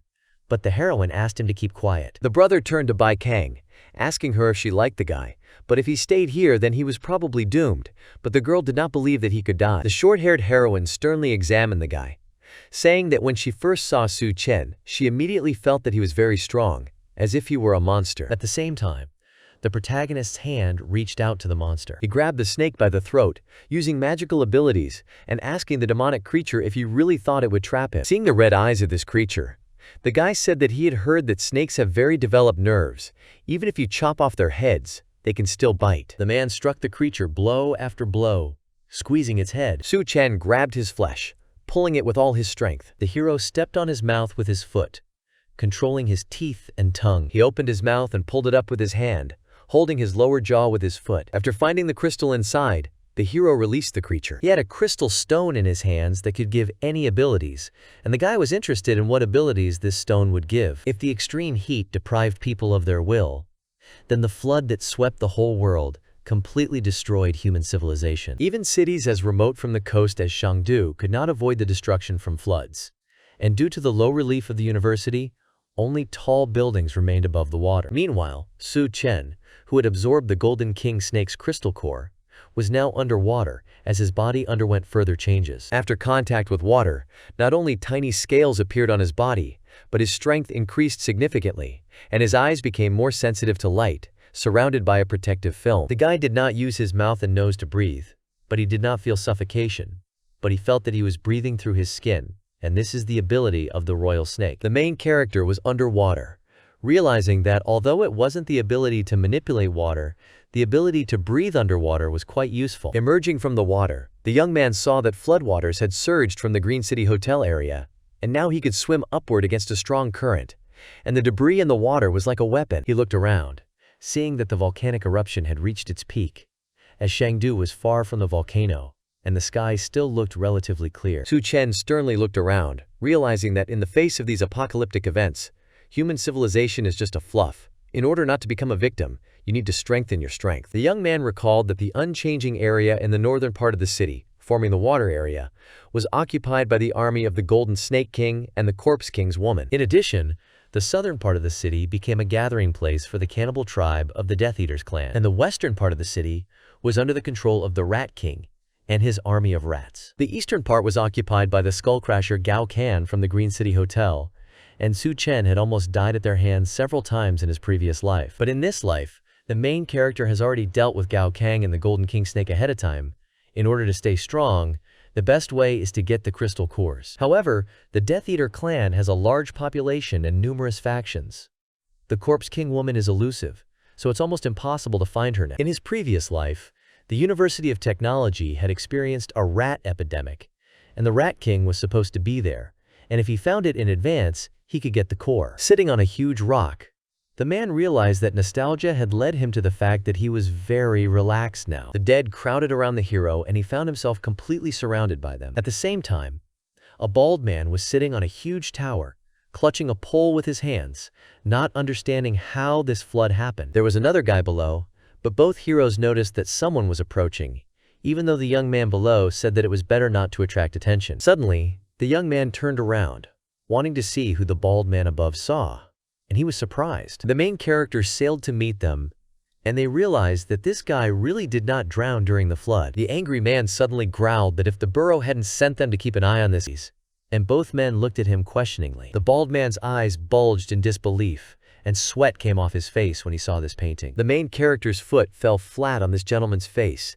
causing him to clench his teeth and grind them, feeling severe pain. The man, panic-stricken, flew down, but the young man from below began to try to grab his hand. He managed that reached this floor. The pink-haired girl was looking around dumbfounded when she suddenly felt something wrapping around her body. Her legs and body were wrapped around a creature that bared its fangs, which were located all over her mouth. The heroine sighed languidly, looking at the reptile that was already creeping up to her chest and neck, and Duanya was very disgusted by this. Suddenly, a terrifying creature appeared in front of her eyes, and the sweat came off the frightened girl's face. She saw the monster pointing its fangs in her direction and looking at her. But after a few seconds, it growled loudly, opening and twisting the rest of its fangs and spraying her from head to toe with saliva. The girl managed to intercept the creature's head, squeezing her eyes shut and crushing the monster with both hands. The heroine felt on her hands other such slippery creatures that encircled her. Duanya was completely encircled by them, feeling completely confused and unable to move at all. Her arms were completely encircled by monstrous creatures that had her hands in a knot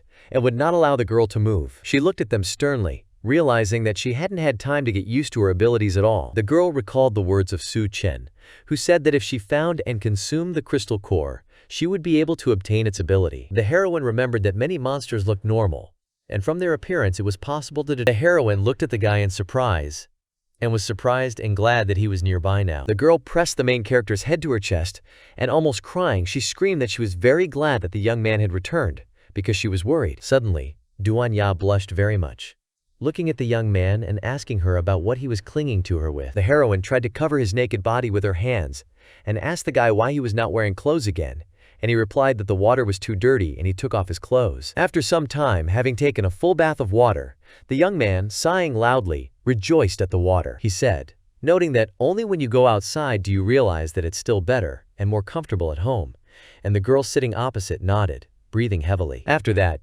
Duanya put her hands on the guy's shoulders, and he asked her if the girl had awakened any ability. The heroine continued to knead him, asking if he had seen it all, but Chen replied that he had not seen it, but felt her ability through the temperature of her mouth. The pink-haired girl exclaimed and blushed, asking about her mouth temperature. The main character did not want to answer her question and asked her again about the ability she had gained, and Duanya stated that she could control consciousness. The guy was wondering if it could be used to control people, but the heroine didn't know, but she would like to practice on him first. Chen grinned and looked at the girl, asking her how she wanted to practice. Suddenly, the main character was influenced by a girl who was trying to show him her abilities. She appeared in front of him in a rather open form and a beautiful outfit, offering him such a practice. But at the same second, the main character used his abilities, rejecting the influence of Duanya, who was very surprised. The girl opened her mouth in surprise, realizing that if it wasn't for Chen, she would have fainted. The character was ready to take her with him,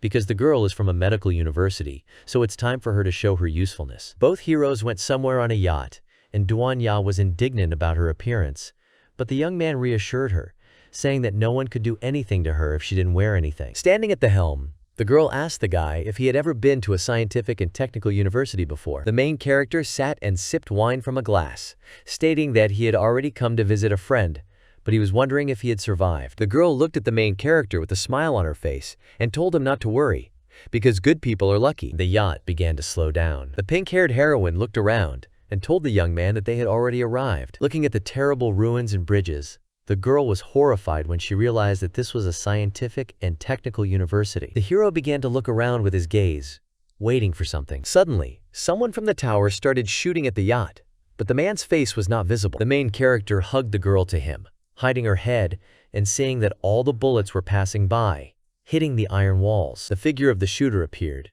and then his face, and he asked who they were and what they were doing here. Chen looked at the man, thinking that this was the Science and Technology University where the mutant Rat King had rebelled last time. Standing on the very bow of the yacht, the young man said that they were here to join the Federal Bureau of Evolution, and he asked the man to open the gate. The man licked his lips worriedly when he saw the girl, and said that it was better for her to stay and spend the night with him, then he would let her enter.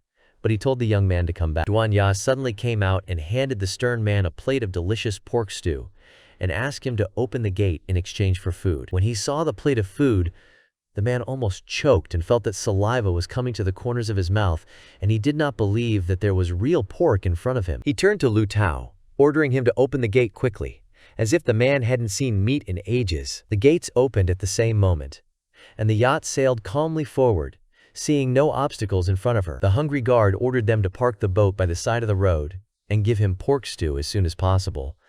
But Lao Tao also really wanted to, even though the man answered him rudely. All this time, Duanya was looking at all these people in fear, feeling uncomfortable and disgusted with everyone present. The man was under the influence, and the heroine extended to him the unpleasant and nasty hand of a dead man.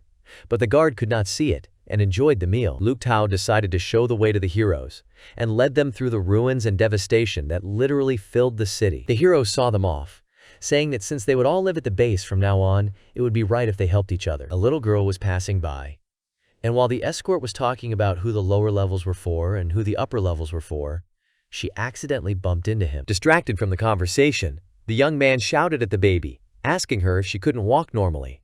But the child replied that she was dizzy. Duanya picked up the girl, realizing that the child was very weak, and asked her where her parents were now, and the girl replied that they had gone in search of food, but had not returned. The pink-haired girl handed the baby a piece of bread, and gently and carefully asked her if she would like a piece of bread. The child squirmed, asking the heroine if the bunny sister would get hungry if she ate this bread. The girl was very surprised by what the girl called her, but the main character intervened, stating that the bunny sister would never be hungry. The little girl looked at the guy and replied that he was lying, because in their time everyone was starving, and Chen laughed very loudly at this. The main character looked sternly at the girl, stating that she might doubt his character, but let her not doubt his strength. At the same moment, a table with a lot of food appeared in front of the child and Lu Tao, and the hero declared that his woman would never be hungry, and the child laughed, declaring that he also wanted to be his woman. These words irritated Duanya a little, and she handed the little girl a piece of bread, stating that children should not talk nonsense, so let her eat better. Suddenly, loud shouts and shouts of men began to be heard on the playground, who smelled that someone was cooking, and Chen looked around. He saw a crowd of robbers approaching, who ordered everyone to leave, because storing food is against the rules, and all materials must be previewed. The men looked at everyone with their frantic gaze, and the leader stated that he did not remember anyone exchanging food in the last few days. The child cried in Duanya's arms, but the heroine calmed her down, telling her not to be afraid, because the girl would make sure that they spoke correctly. The main character looked at his girlfriend, and she looked fearfully into the eyes of Chen, who was heading towards the bandits. But the attention of the one-eyed man was attracted by a girl in a bunny costume, who gently called out to him. She stood in front of him, asking the man if he had been fighting all this time just for food, and the heroine began to conjure food. Duanya decided to use her hypnosis, telling the bandits to enjoy the food as much as they liked. A table with food appeared in front of them, and the heroes opened their mouths when they saw meat and other food. So they immediately began to share it all, laughing loudly. The leader and two of his entourage began to hungrily swoop down on chicken wings, hams, and other meat, simultaneously munching and smacking their lips. Suddenly, the one-eyed man turned to the heroine, saying that she was a pretty sensible girl and that he would punish her tonight. The leader also drew attention to the guy, but addressing him, he spoke in a more rude way that he would be punished, and these words surprised the young man very much. The leader's eyes lit up, and he ordered someone to be brought here. Two men who were several times bigger than Chen were brought out, and then One Eye announced that he was announcing a life-and-death duel. The man laughed loudly, stating that the main character would either have to kill these two or be killed by them. Suddenly, the main character looked at the two goons again and realized that these were the two guys he had talked to the other day and whom he had saved. But the young man could not understand at all what had happened to them. The eyes of the little girl who was sitting in Duanya's arms watered, and she pressed a piece of bread to her mouth, stuttering and almost crying. Immediately, the child began to cry loudly, recognizing her brothers, but she could not understand what had happened to them. The pink-haired heroine was holding a small but angry girl with all her might, who was cursing loudly, demanding that her brothers be released. The villains laughed, saying that these people had failed the task and could not score points, so they were sentenced to death. But killing them at once was a waste of time, and the leader could not allow this, so he kept them with him. One Eye continued to eat the meat and grinned. He said that he did not expect the girl to know them.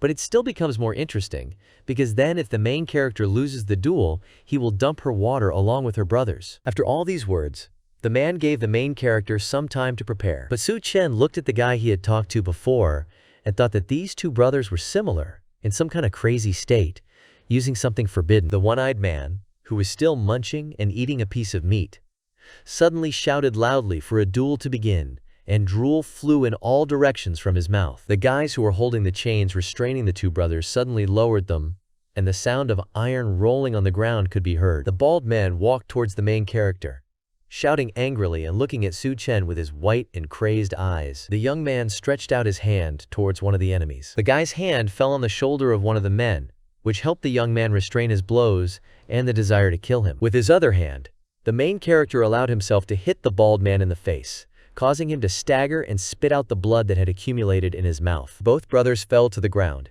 hitting their heads hard, but this blow could not bring them to their senses, and the men continued to look at everything with their insane gaze. The girl sitting in Duanya's arms tried to break free and go to both brothers, but the heroine restrained him, telling her not to worry, because they would be fine. The one-eyed leader spread his hands and wondered how Chen was able to defeat them quickly, and became indignant that he had wasted 2 doses of his medicine. The man began to wipe the remaining fat from his mouth and looked at the newcomer, said that he was in a good mood today, and if the young man gave them all his supplies, he would pretend that everything was fine and nothing had happened. Chen looked distantly at the man he disliked, and coldly asked him why he had to give him all his supplies. One of the people close to him came up and said that whoever enters the University of Science and Technology must follow the rules of Boss Guao in order to maintain order and weed out freeloaders. The main character looked at both guys and thought that contribution points are just like money, but it's obvious that it benefits those who set the rules, and then Chen said that they ate all his food. Suddenly,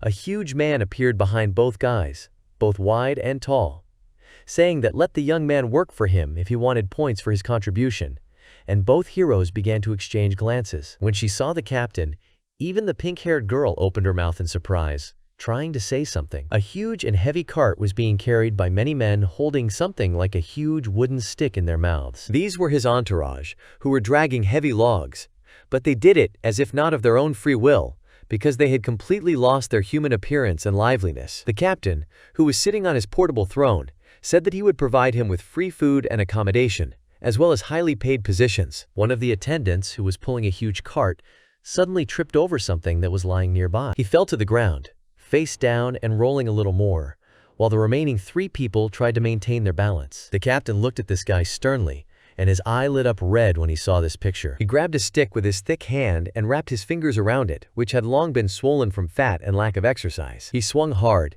and hit his confidant on the back with a stick, which made him scream loudly, feeling that his remaining teeth were breaking. This man fell with his chin to the ground, losing his remaining few teeth, but the stick in his mouth still bothered him, even though he couldn't take it off. Duanya and Chen were horrified when they saw this picture, and their eyes widened, causing the girl to not even be able to say anything but only gasped. The captain smiled, saying that there were not enough people and they appeared just in time to replace this man, but he paid attention to the bunny girl, promising her a lot of food. The leader suddenly grabbed a girl sitting next to him, saying that he was making such sacrifices for them because now the apocalypse and industrial production had stopped. Gueo and the other men close to the man shouted that the boss would make them a generous application, so they advised them to accept it, and if the boss got a new woman, he would let them all have fun with the previous one. Suddenly, the unexpected happened, because the captain sensed that his colleagues were eating meat, because they forgot that eating meat without the permission of the boss is a death sentence. They fell to their knees and leaned their face against the ground,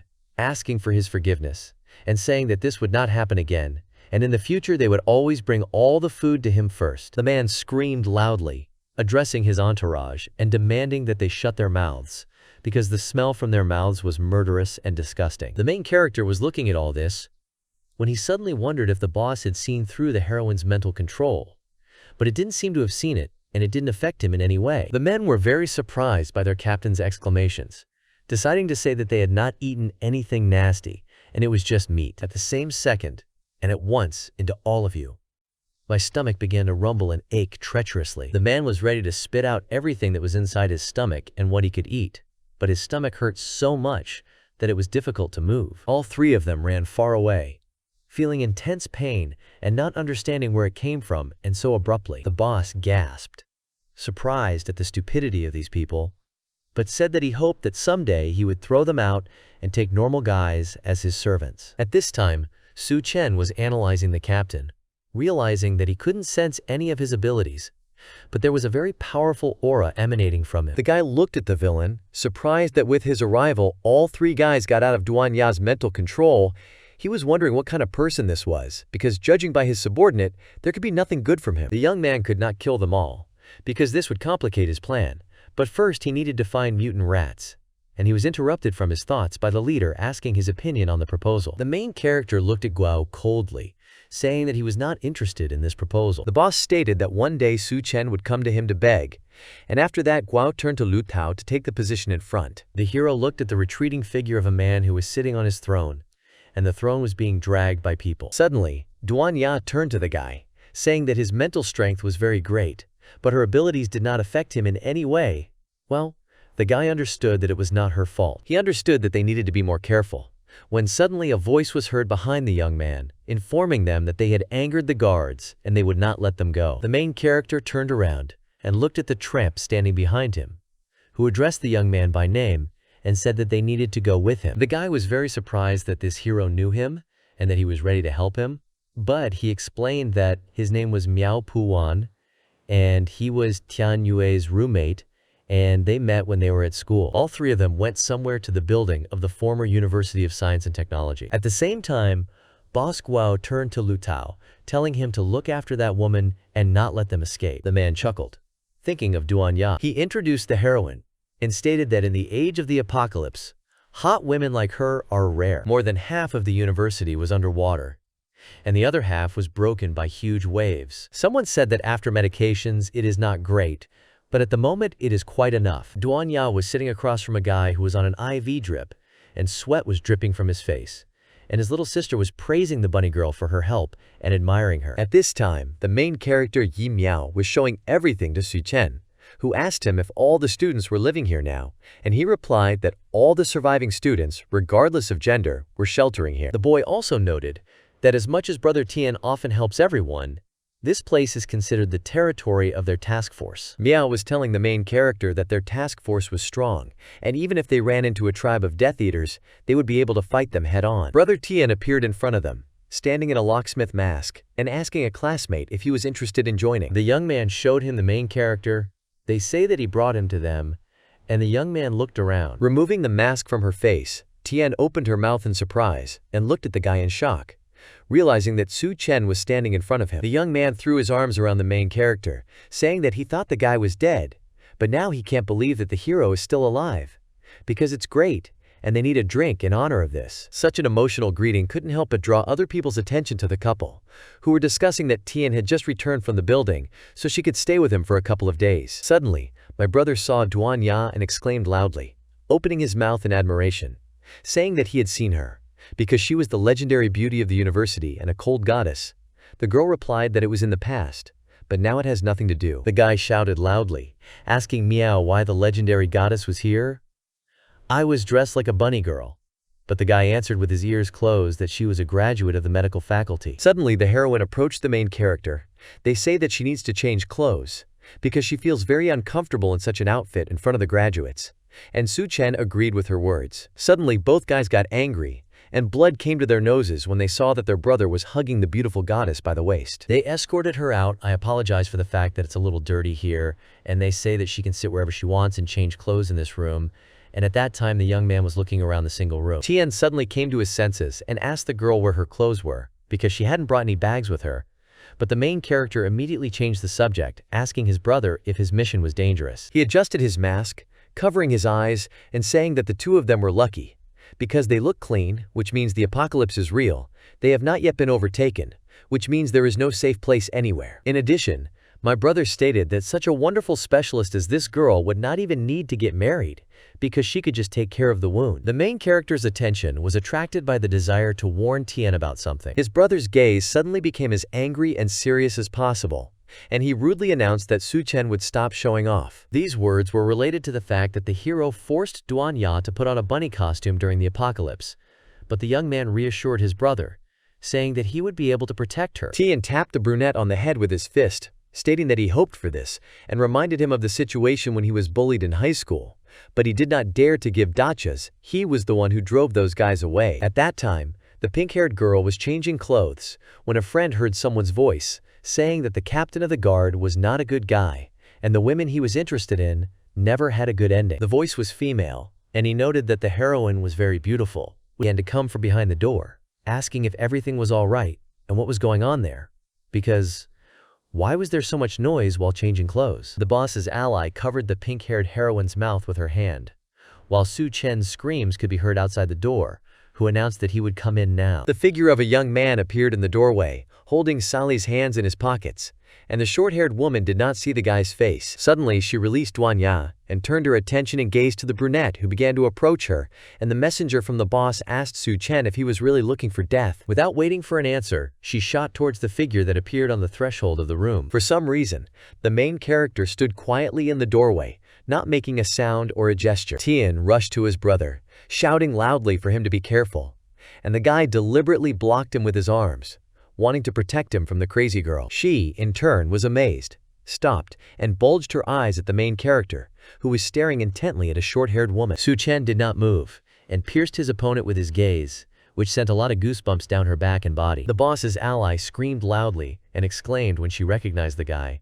and then sweat poured from her forehead. She was very surprised and opened her mouth in shock, because in front of her was Chen himself, whom the woman knew from the University of Science and Technology. The heroine recalled this guy who spent some time at this university and solved all the problems with people who seemed inconvenient and superfluous to him. The woman remembered perfectly his facial features, laughter, and a smile that rarely flaunted on his face. To her, he was a real devil, and the heroine understood that even though she had beaten many people, her instinct was that if she stood up to him, she would die. She looked at the figure of the guy, who was already saturated with energy and was ready to attack. The desire to live and do something to solve the problem made the woman think about what she needed to do to avoid death. While Tien was trying to protect his brother from the opponent of all of them, the short-haired woman had already snuck in front of his nose that his brother did not even have time to come to his senses, and turned around when he saw that the woman had fallen to her knees in front of Chen. Ya was dumbfounded, not understanding what this crazy woman was doing, because only recently she was ready to kill everyone, and now she is falling to her knees in front of her boyfriend. The woman was lying on the floor, and suddenly raised her eyes to the guy and addressed him as the master, asking him to punish her. Everyone was speechless from the fact that their rival was sucking up to the main character. But the young man inexorably stood over the writhing body of the boss's ally and rudely asked her how dare she call him master. She looked at the main character with her own eyes, continuing to call him master, and asking if her sincerity was not enough for him. The heroine got up from the floor on both feet and slowly took off her jacket, smiling as she held it out to the guy, asking him what he thought about it. Tien opened his mouth in surprise, because she had completely undressed, and he began to shout loudly, addressing his brother with his claims that he had such a taste. Suddenly, the woman indifferently looked around at everyone present, listening to the main character's brother and his roommate shouting. And after waiting for a certain moment, the boss's ally threw a smoke bomb at their feet, and everything around was filled with terrible smoke, through which nothing could be seen. The woman ran as fast as she could, until Tien realized that it was all a distraction in order for her to escape and not get punished. But at the same second, she was intercepted by Chen, who grabbed her cheeks with his hand and squeezed her tightly, which caused the woman to be horrified and exclaimed. The young man lifted her up above him, asking the opponent if she really thought she would be able to deceive them and escape so easily. The woman's eyes darted in different directions, and she stated that he could not kill her, and the short-haired heroine stated that the girl who was saved by Chen and her two brothers were taken to the arena. The main character looked straight into his rival's soul with a serious and devilish gaze, and sincerely did not understand why he should save her life. But realizing that saving the little girl was more important now, he threw the boss's ally out the window, and she fell straight into the cold water. Suddenly, Miao turned to Tien with a question about which girl she was talking about, and he replied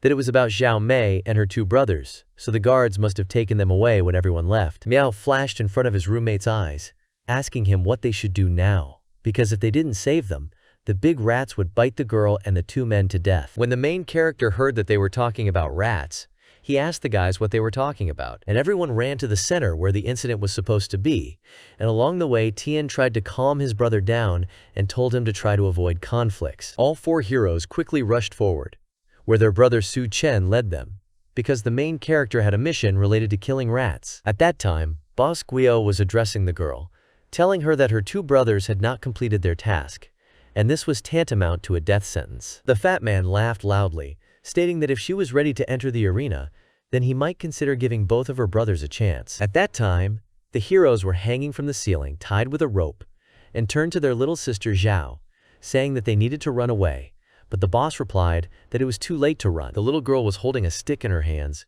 shouting loudly at the big man and asking him if he would really let them go, because she wasn't going anywhere. Commander Guio laughed and pointed his finger at Xiao Mei, saying that he would definitely let them go, but on the condition that she could stay alive. The beginning of the girl's survival has come, and the sun has shifted near the walls of a huge stone courtyard, where everything was supposed to happen. A little girl in rags stood holding a weapon in her hands, when suddenly, a giant and hungry rat appeared behind her, which had already bared its fangs. The little girl felt the monster's gaze on her and the languid and unpleasant breathing, which smelled of something nasty, and Xiao turned her head. Above her very small head stood a huge rat, which had already opened its mouth, baring its fangs and spraying saliva at everyone. Xiao did not expect the rat to approach her so quickly and grab her hand, but it happened, and the girl screamed very loudly, feeling the animal's mouth close. The rodent began to drag the poor girl somewhere, who could not resist this nasty rat in any way and only screamed loudly and intermittently. The heroine was suddenly overcome with nostalgia,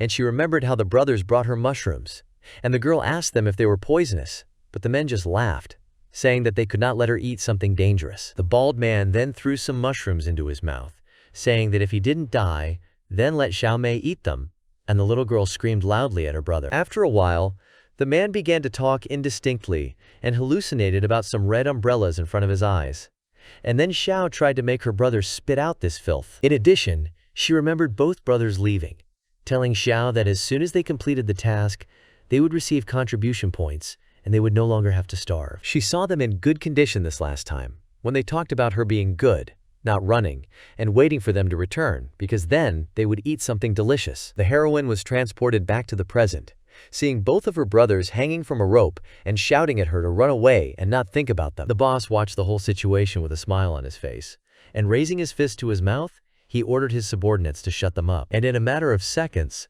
the log on which one man was standing and the log on which the other man was standing staggered and fell. The heroes, who were tied to the ceiling with a rope, could hardly be without air and were breathing heavily, gasping for breath and looking at their little sister. The girl screamed fiercely at both of her brothers, while the rat continued to devour Xiao Mei's hand. Suddenly, the heroine became very angry and annoyed, and feeling a huge surge of aggression, Xiao picked up her stick and almost sat on the vicious rodent. She grabbed the stick with the sharpest end, and it only took her a few seconds to swing and strike. The tip of the stick pierced the rat's eye, which later turned very red, and the girl angrily began to attack the animal that wanted to kill her. The stick remained in the rat's eye, and the baby herself managed to fall down while the creature was in pain and tried to pull the point out of the eye. Xiao's hands were covered in scratches, but overcoming the pain, she ran as fast as she could to her brothers, saying that she had almost come and saved them. There were tears in the little girl's eyes, and it was very difficult for her to breathe, run, and think that her brothers might die. The rat was getting closer behind her, and the baby's little legs did almost nothing to save her or make her faster. The creature stretched out its thin and withered paw, wanting to grab the little girl by the hem of her rags. At this very time, Boss Guio was laughing very loudly, seeing how the child was trying to save his brothers, and for him it was extremely ridiculous. And ridiculous, because trash like them is unworthy to live. The heroine struggled forward to save her first and second brothers, but the rat was already too close and managed to grab the baby by a piece of cloth that was dragging behind her. With tears in her eyes, the girl looked at her brothers, who did not understand why all this was happening, because they just wanted to live, not survive. Xiao Mei was choking on her tears, asking for help from at least someone, but her hope was gradually fading. Suddenly, the main character appeared next to the baby, who threw the rat away with one wave of his strong arm, and Xiao managed to free herself at that time. In a matter of seconds, the rat was decapitated. The little girl watched in horror, and tears seemed to pour out of her tear-stained eyes even more, and Xiao Mei screamed loudly. Duan Ya, Tian, and Miao were horrified at how impulsively and emotionally a guy acts when there's a child next to him. Boss Guio gritted his teeth and opened his mouth in surprise, because he was waiting for Xiao's death, and suddenly, a guy appeared who saved her. Su Chen wiped his hand on his t-shirt, grinning at the fact that he only had to defeat one, but a large rat where there was no crystal core, and the creature was not mutated. Upon hearing this, the man laughed out loud, realizing that the main character is looking for death, and if so, then he needs to provide it. The gate opened, and something sharp and cold came out. The young man was surrounded on all sides by many rats, and it was all provided by Boss Guio, who was watching the situation. At the same time, Tian and Miao dragged the two brothers into a calm atmosphere, and they were very happy that their lives were saved, and their beloved sister stood up to protect them. When the little girl asked the brothers if they were okay, the man replied with one voice that everything was fine thanks to her, because she had saved them. Xiao Mei hugged Duan Ya, who was standing next to her, and the girl with a serious grimace stated that they were actually saved by Su Chen's brother, and the pink-haired girl looked at the baby. At that very moment, someone's wet and bare feet were heard slapping the floor. The boss's ally was standing next to a blue-haired guy who was asking her if the person she mentioned was really downstairs, and the heroine replied that this was the case, and using his genes would solve the apocalypse problem. The man followed the whole situation, explaining that the rats were created using the latest technology, which made them bigger and fiercer than before. The hero, who was in the laboratory department, looked at the girl standing next to him and said that Su Chen could not die in this situation. This was explained by the fact that if the main character dies, then he does not deserve to be his special subject for the experiment. But during the same period of time, the main character, Su Chen, dealt with the rats very quickly, which were supposed to reveal his special abilities and talents. The bald man, BPT Xiao Mei, watched the scene with his mouth open and could not believe that the hero instantly destroyed the opponents, and his brother did not believe that this was the same Su Chen he knew. Commander Go was also an active observer, who looked with disgust at the guy defeating all the rats in his path. The main character killed one rat after another, but he couldn't find a crystal core in any of them, which was strange. Suddenly, a loud male voice was heard from a loudspeaker that was located on a pole near the exit. A gentleman could be heard preparing for a speech all over the venue, and at the same time, Su Chen was standing in front of Boss Liu, who was also listening intently to the voice. The men talked about how the main character was his experimental material that he needed, so Lao Guo and Tian Yue had to bring this guy to him. Boss Guio chuckled as he looked at the main character and said that this man had the last word. And Tian was stunned to hear these words. Su Chen walked past you dead of rats, while the boss said his last words, that you need to bring him either alive or dead, but it doesn't matter. Miao turned to the pink-haired girl who was looking at the guy, but then he said that it was better to leave right now, or she would never be able to leave. There was pain and despondency in the girl's eyes, and she said with sadness and disappointment that she would not leave while Su Chen was here. At this time, Commander Guio made a big face and looked at the protagonist's brother, saying that he was aware of their relationship. But Tian had survived the apocalypse thanks to the boss, and now he had to choose. But suddenly Su Chen intervened in the conversation, who approached his brother, looked into his eyes, and asked him what was going on here. The guy explained that the man at the top is called Liu Heiyun. At the beginning of the apocalypse, he developed a drug that makes people stronger, and thus was able to control the university. But such a drug requires people to exchange their life force for physical strength, and as soon as they can't get the medicine, then people become weaker than anyone else. The main character looked at Tian, asking him if he said he had a way, would his brother follow him? Tian Yue bowed his head, turned away from his brother, and in a low voice asked his brother for forgiveness, and said that he had no choice. Upon hearing this, Commander Guio burst into laughter, noting that he had never thought that he would see brothers becoming enemies, because it was so interesting. The fat man smiled his sincere smile and said that the boss was waiting for him now, because time was almost up, and he needed a main character. And without waiting for an answer, Boss Guio flew up with a weapon and decided to attack his opponent, taking full responsibility to the boss. But suddenly, loud screams and screams were heard. Tian Yu kicked the commander in the face, which caused him to lose control and could not do anything, and it was difficult for his brother to make any choices, so he made a choice based on feelings. Commander Guio began to fall back to the ground, screaming loudly, because he did not expect such a sharp attack and a change of mind from his ally. The brother looked at the falling man, who was calling his name in his harsh voice. But Tien didn't care too much, because it was important for him to save his brother. The fat man couldn't accept that the young man had betrayed his boss, but he could no longer be heard, because his soft and blurry body was rapidly flying down. To all this, the main character's brother stated that the boss just wants to use the drug to control him, so he is ready to go against the boss. The young man had nothing to lose, and he would have accepted his death as a fact. But Chen was watching all the guy's actions at the time. A smile of pride appeared on the protagonist's face, because Brother Tien reminded him of the same person he was before. And it was an eerily pleasant feeling that the young man felt inside himself. The man himself ended his speech by warning that he would fight to the death with those who dared to touch his brother. Then the young man rushed to attack Boss Guayo, who stood on both feet, holding a weapon in his hands and threatening to kill everyone here if they were ready to die. Tien began to attack the commander, saying that all this would not be enough. A lot of bright sunlight illuminated the body of the fat man, who was standing in front of the young man, and the guy himself was trying to deliver stronger blows. Suddenly, the villain smiled, saying that Boss Liu knew that he could betray him, so he gave him a first-level drug, and Guao gave him a second-level drug. Hearing these words, the young man was stunned, not knowing what to say. And suddenly, they asked the boss about the drug, and the mutated commander growled menacingly, luring the weapon over his head, that his weight was the strongest protection and no one could harm him. The two maces in the monster's hands clattered against each other, heading towards the traitor. But the brother of the main character did not give up, holding his weapon with all his might and not giving the boss the right to inflict damage on himself. Although the fat man was laughing loudly, the guy with blood from his mouth continued to stand against his most important enemy, who was ready to kill him. Suddenly, a mocking smile appeared on Commander Guayo's face again, and he ironically told the guy to die. At the same moment, the mutated monster pressed the button that was located near the mace, and a powerful click was heard. But Tien, who was defending himself against this evil commander, sneered, stating that the meteor hammer was charged with electricity, and this was not good. When Commander Guao realized that the young man knew his secret, his eyes widened, and he stared at the protagonist's brother. In addition, Chen crashed into the hammer with his foot,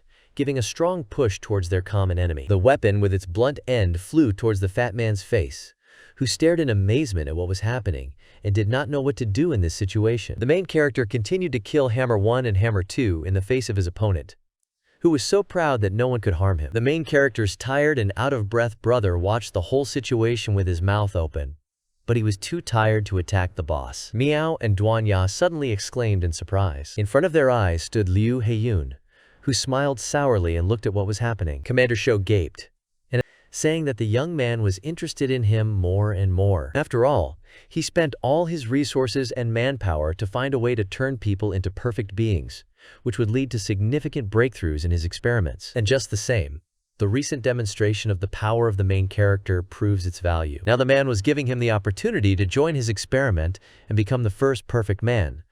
But Chen was curious about what he meant. Liu looked at his hand, stating that he had managed to guess the main direction of his research, and that rat genes were indeed the closest to human ones. He used rat genes to create an army of rat men and then conquer the world, in which case the apocalypse would become a real paradise for them. The main character looked at his enemy, saying that it sounded very stupid. Liu Heiyun examined the guy and sighed heavily. The professor noted that the young man did not understand how great evolution could be, and let him show it to him. Suddenly, a girl appeared in front of the hero and started shooting at him with a weapon. She missed every time because Chen managed to get past them. But because the hero was able to dodge, the damage was inflicted on their most important opponent, Commander Guayo. In a matter of seconds, he began to mutate in front of everyone. Tien and the two brothers watched with their mouths open. Duanya had questions about what these people were researching. The professor claimed that this guy is a sumo wrestler, and his body fat makes him resistant to blows. Combined with the third-level drug that had just been injected into him,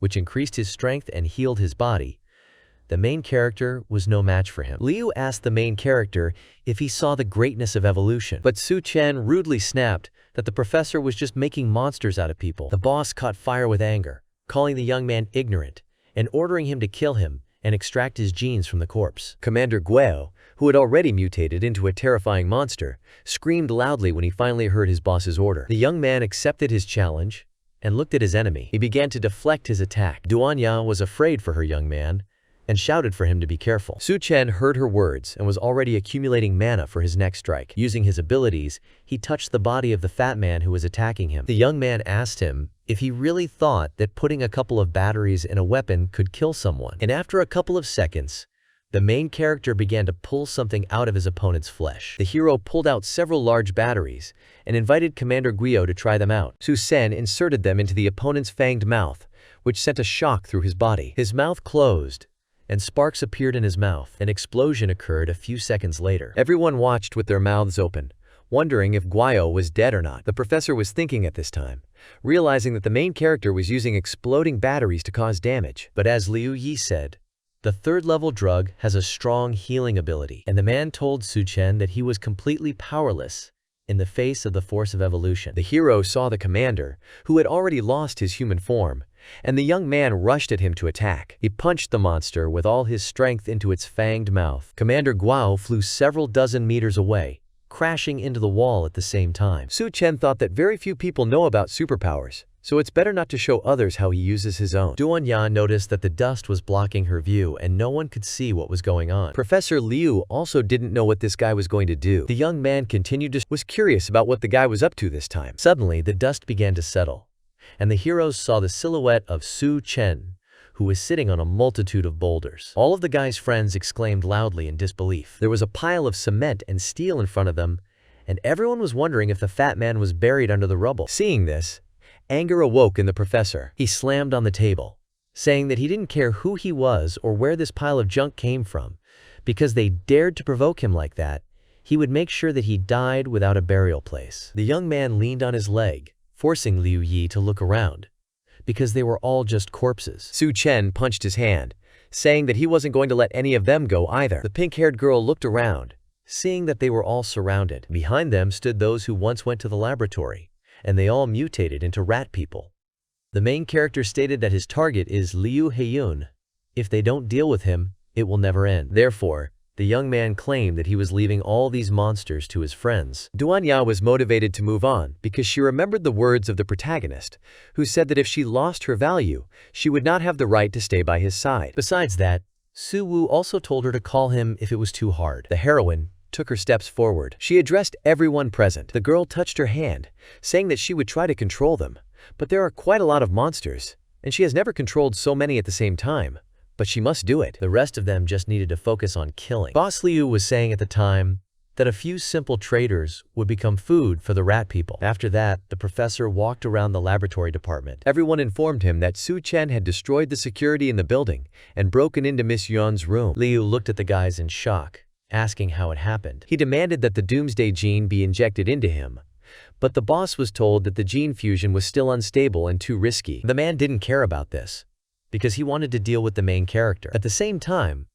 the guy was passing by the capsules. There were monsters in them that had mutated. They were all devoid of human appearance. The main character looked at the capsules with interest. He saw Yun in one of them, and was surprised that the girl was sitting there. After their meeting at the bar, he never expected to meet her here. Chen decided to free the girl and realized that it was better to save her first. The young man broke the capsule and pulled out the girl's body, taking it in his arms. The heroine began to wake up and recognize Chen. The hero looked into her eyes, telling her not to worry, because he would get her out of here. The girl was telling the guy that she was very hungry. At this time, Chen was a little surprised, but continued to carry her. Suddenly, a rough male voice was heard behind him, demanding to let her go. A lot of arrows flew towards the hero, but he was able to stop them with his abilities. Liu talked about the guy getting his dirty hands off her, because she belongs to him. The main character himself was surprised that the man had icy abilities, while the girl next to him talked about being very hungry. But the professor continued,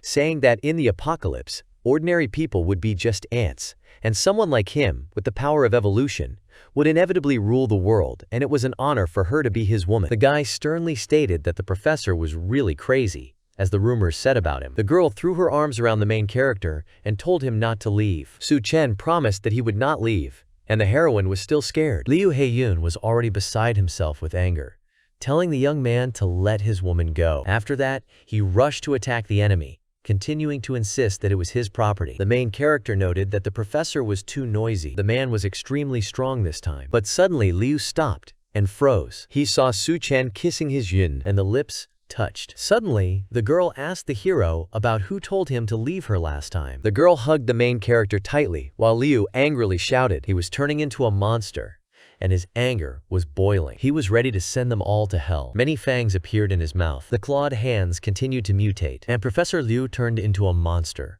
saying that now he would show Su Chen the power of God. The main character continued hugging Yun, shrouded in red smoke. At this very time, the main character put the girl down, telling her to rest and eat a chocolate bar. Suddenly, his gaze shifted to the monster. The werewolf was telling him that he would definitely kill him. The guy started the battle, trying to avoid the blows of his enemy. He sorted it out into small pieces and was surprised that this was all. At this time, the heroine asked Su Chen if his friends were the people who are currently downstairs. The young man looked at Yun and said that they were his friends. Suddenly, the girl declared that she would not just eat supplies. She rushed downstairs, saying she would take care of the people below. The girl also noted that Liu is not so easy to kill, so the guy needs to be more careful. After that, the heroine rushed out the window to help the guy's friends. Yun was flying down with her arms outstretched at the many people who had mutated into a rat. She began to descend rapidly when Duan Ya suddenly noticed her. The girl fell down. Yun screamed loudly that she had hit herself, and everyone present looked at her. The girl turned into a giant woman, and Su Chen's friends were very surprised, not understanding where she came from. The heroine turned to Duan Ya, saying that she would help because she was the protagonist's friend. Suddenly, the girl felt something and gasped. There were a lot of rats running around downstairs, tickling her. The rats stepped on her again and again. The girl said she would deal with them herself and went on the attack. She began to crush a lot of rats with her huge feet. Yun didn't immediately understand what kind of rodents they were, but then she saw them. The rats began to run away without looking back. One of the rats allowed itself to drag Tian away in its teeth. Yun was very afraid of rats and cried looking at them. She loudly shouted at them not to come near, and Su Chen's friends were surprised at her. At this time, the main character was examining Professor Liu and how things were going downstairs. He knew that the heroine really had such a strong ability. Suddenly, he saw a lot of rats behind him. He realized that the professor was not so easy to kill. The rats began to envelop the guy from head to toe. His head was no longer visible because of the rat bodies. The monster's hand came out of all this mess. A lot of rats turned into a huge monster. The creature chuckled, saying that this body is practically immortal. Suddenly, all the rats stood in one row, as if hypnotized. They raised their heads and looked up. A huge monster resembling a rat appeared from the view, which stood on the roof. The monster looked sternly at everyone present. Su Chen's friends realized that it was the Rat King. Suddenly, all the rats bowed. Yun appeared immediately, grabbing something. She chased all the rats out of her way and rushed forward. The girl asked the huge rat where Su Chen was, and received the answer that he was dead. Then the Rat King laughed, telling the girl not to treat him so rudely. The rats immediately rushed at the heroine. No one understood why these rats suddenly went berserk. They knocked down Yun, and then heroine realized that there were too many of them and they wouldn't be able to hold them back. At this time, the Rat King was laughing loudly. Suddenly, Su Chen's hand appeared from his chest, saying that it took a long time to complete the crystal cores. I didn't understand how the main character managed to do this, because he was completely absorbed in it. The main character came out of the flesh of the Rat King. Professor Liu did not understand how this was possible. The main character told him that the crystal core was now his. At the same time, the monster was howling loudly, baring its fanged mouth. The rats appeared out of nowhere and began to climb out of the pit and the sewer. They were eating someone's remains and hunting for the protagonist's friends. Tian realized that these rodents could squeeze through any gap. One of the brothers came over, shouting for everyone to watch the underground sewer system. At that time, the bald man was killing a lot of rats that came out of the pit. Suddenly, he felt something. The rats took him from head to toe and began to drag him down. The other brother, who had a little girl on his back, charged. The bald man shouted loudly so that no one would follow him, but would take care of Xiao Mei. The second brother's body was already completely in the sewer. The hatch closed loudly. Everyone looked at it in horror and screamed loudly. Tian understood that there were too many of them, and it was impossible for them to defeat them. The hero tried his best to fight back, but it was extremely difficult for him. He felt weak and realized that he couldn't swing his arms anymore. At this time, Yun's stomach was rumbling violently, and she continued to desperately fight the monsters. Everyone understood that it was simply impossible to kill monsters. Suddenly, Tian rolled his eyes and looked somewhere. He saw a figure in the sky. The huge rat boss landed next to Duan Ya. The protagonist's brother couldn't believe that the Rat King was in front of them again. The monster looked even worse than before. He hypnotized his rats. By walking towards the rodents, he could control them and order them around. The heroine couldn't believe that the young man had lost. A monster figure appeared around the pink-haired girl. Suddenly, the creature spoke in the protagonist's voice. The girl clutched at her mouth, not believing what she was seeing. He reached out with his clawed hand. Chen was telling her that the consciousness of the intracrystalline core was still trying to absorb it. But unfortunately, when it comes to mental strength, there's no way he's gonna lose. The body of the main character began to emerge from the flesh, and everyone stared at the hero in amazement. The young man turned to his brother, saying that he had done a good job. At this time, the rats rushed at the main character. Chen stood with his back to the attacking rodents. His brother warned him that there were rats behind him. The young man turned around, ordering the rodents to get out of here, and the creatures followed the order.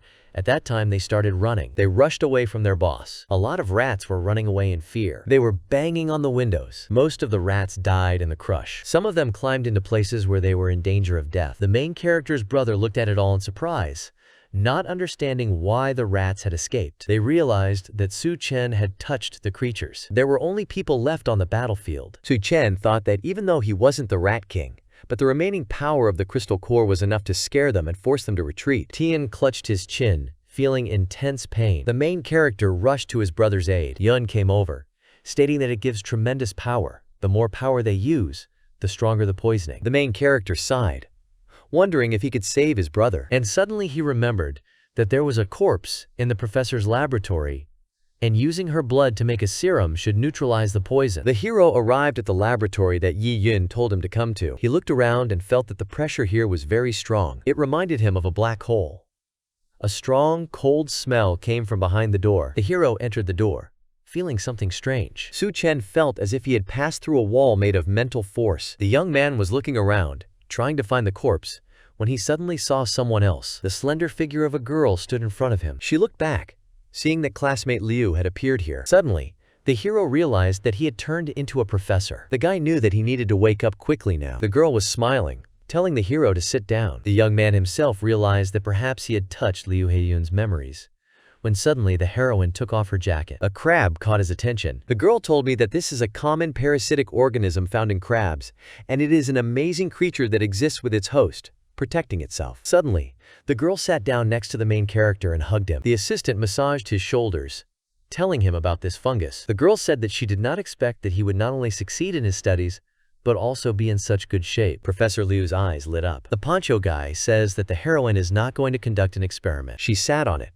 offering the hero practical experience in theoretical work. Suddenly, the girl looked out the window, seeing that the moon outside the window looked strange. She was very hot, and she asked for the curtains to be drawn. The heroine clung to her knees. She also stated that their food supplies were running low. Suddenly, the main character got angry and shouted at the wrong girl, reproaching her for how she dares to color his food. The girl was scared when she saw that the professor was pulling out a knife. He wanted to take out everything she had eaten, hoping it hadn't been digested. The man kept saying like crazy that they had food now, while hitting the girl. And the rat evolved after eating his flesh, although this brutal, aggressive evolution is far from perfect. The hero prepared a serum that would neutralize the poison. The girl was still alive, and her body was constantly mutating. The hero was surprised by her, because she is truly implausible, and her gene can be called the Doomsday gene. The man was experimenting on her. He understood that the heroine was clearly not going to die. Therefore, he gave himself other experiments on her. He found a crystal core inside the girl. The heroine began to persuade the professor to eat the kernel, but the man did not agree, saying that it was not a core, but just a piece of rotten meat. The monster didn't know how the young man had guessed this, but the guy replied that if he had a real crystal core in his hand, the woman would already be dead. Thus, the hero managed to destroy her illusion. Now the guy could safely open her brain. The woman screamed loudly that she was just a poor woman who was being hurt by others. But Chen said that when the succulent enters the host's body, it takes over his consciousness. The guy touched the demon's head. Splashes of blood gushed out in both directions, and the young man understood that now, without a crystal core, her body was beginning to disintegrate. So he calmly removed the core and smiled. The heroine became ashes, but the young man suddenly came to his senses, because he needed an antidote. The succulent that enters the parasite's body forms root-like branches inside the host, attaching to various parts of the host's body. It controls its behavior. So these parasitic relationships eventually turn the master into the slave of the woman. A large group of people is walking along a street lane and discussing the situation in the city. One of them tells the other to keep walking instead of looking around. Two girls were walking with them. One of them asks the other where Chen is taking the medical students, and Duan Yao replies that the escaped rat men are hiding near the university and this place is no longer suitable for living. Going further, she continues to say that these students are rare talents in the apocalypse, and therefore the guy plans to take them to a safe zone. The girl begins to resent that she is hungry and can no longer stand it. Duan Ya takes her hand and says she can't leave, but Yun started asking why not. The heroine says that if she is with them, she must obey for her own good. Shortly before, Duan Ya was sitting on the floor of the building, and Chen was standing over her. He held her face, telling her not to worry, and that he was just a little hot. The guy's eyes were burning red. The guy approached and kissed her. After this event, there was a night of severe storms. Currently, Duan Ya is walking and wondering if this sudden aggression could be a side effect of the crystal core. They keep going, and Chen thinks that after the flood, bacteria, microbes, and even plants will undergo mutation, and doctors are at deficit and, if used correctly, can help create their own safety zone. He continues to reflect that even if new powers appear, he will not have the means to take them into account. But they also had a good harvest, and Yun found a recipe for serum and recovery potions. The girl injected Brother Tian with medicine, and after everyone gets back to normal, they can help Chen. A few days ago, the guy moved all the equipment and supplies from the lab into his space. Nowadays, the crystal core of the Rat King has not only enhanced his berserk abilities, but also increased his physical strength, as well as endowed him with the ability to create crystal ice flows. Although he can create a small block of ice now, he will be able to find a way to improve it later. And there is also a mutating corpse of a female with half a body in the laboratory. Her core gave him abilities, but he didn't get the ability to create illusions. Brother Chan asked, "What is that noise upstairs?" The guy raised his head. The first ability is mental perception. Probably this ability comes from the instinctive thirst for blood of mutating corpses. Living creatures were visible in the building due to their thermal signals. It was an ambush of Death Eaters. Another guy pointed his finger up and asked the others to look there. A girl was suspended by her hands at a traffic light, and everyone began to wonder what was going on here, and who had done it. The girl screams that this is her neighbor Rui, and what are they waiting for? Because a human life is at stake, and we must hurry to save her. The guy standing next to the girl says that he will do everything now, but Chen tells him not to interfere in other people's business, and they leave. The heroine screams at him that, how can he be so cold-blooded and insensitive? Is he even human? Everyone is standing there, and she says she can't just let someone die and stays. The girl starts commanding to be removed faster. The guys come up to the pole and start untying the rope.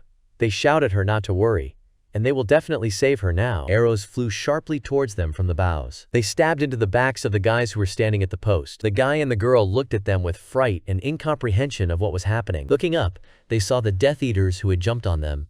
It was a trap. They stood next to them, and the couple was terrified. One of them took her by the face and told her that they could achieve even more with her. He took her by the leg and asked her if it was okay. He held her head and enjoyed her scent, and asked his brother Shun if he could have some fun with her first.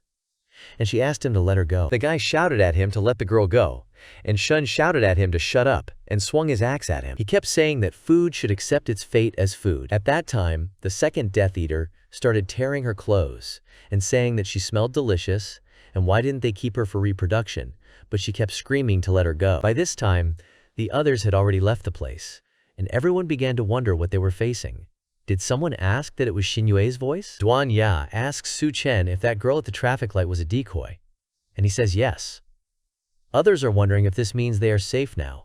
The guy says it's just the opposite now. He goes on to say that they are already surrounded by Death Eaters, and at that time they were looking at them from the window of the building. Two guys start looking around and asking how they're surrounded. The young man's eyes have turned purple, and he asks to be allowed to test the last ability. This ability is the control of corpses. Then the creatures with red eyes started coming out. He continued to talk and said that now they would see what it would be like to be surrounded. There were mutating corpses behind the Death Eaters. One of the brothers shouted at them not to get in his way. They scattered everyone to the sides. Turning around, the devourer noticed and shouted that the prey had escaped. Jumping off the window while shouting that they should not be allowed to escape, they wanted to escape.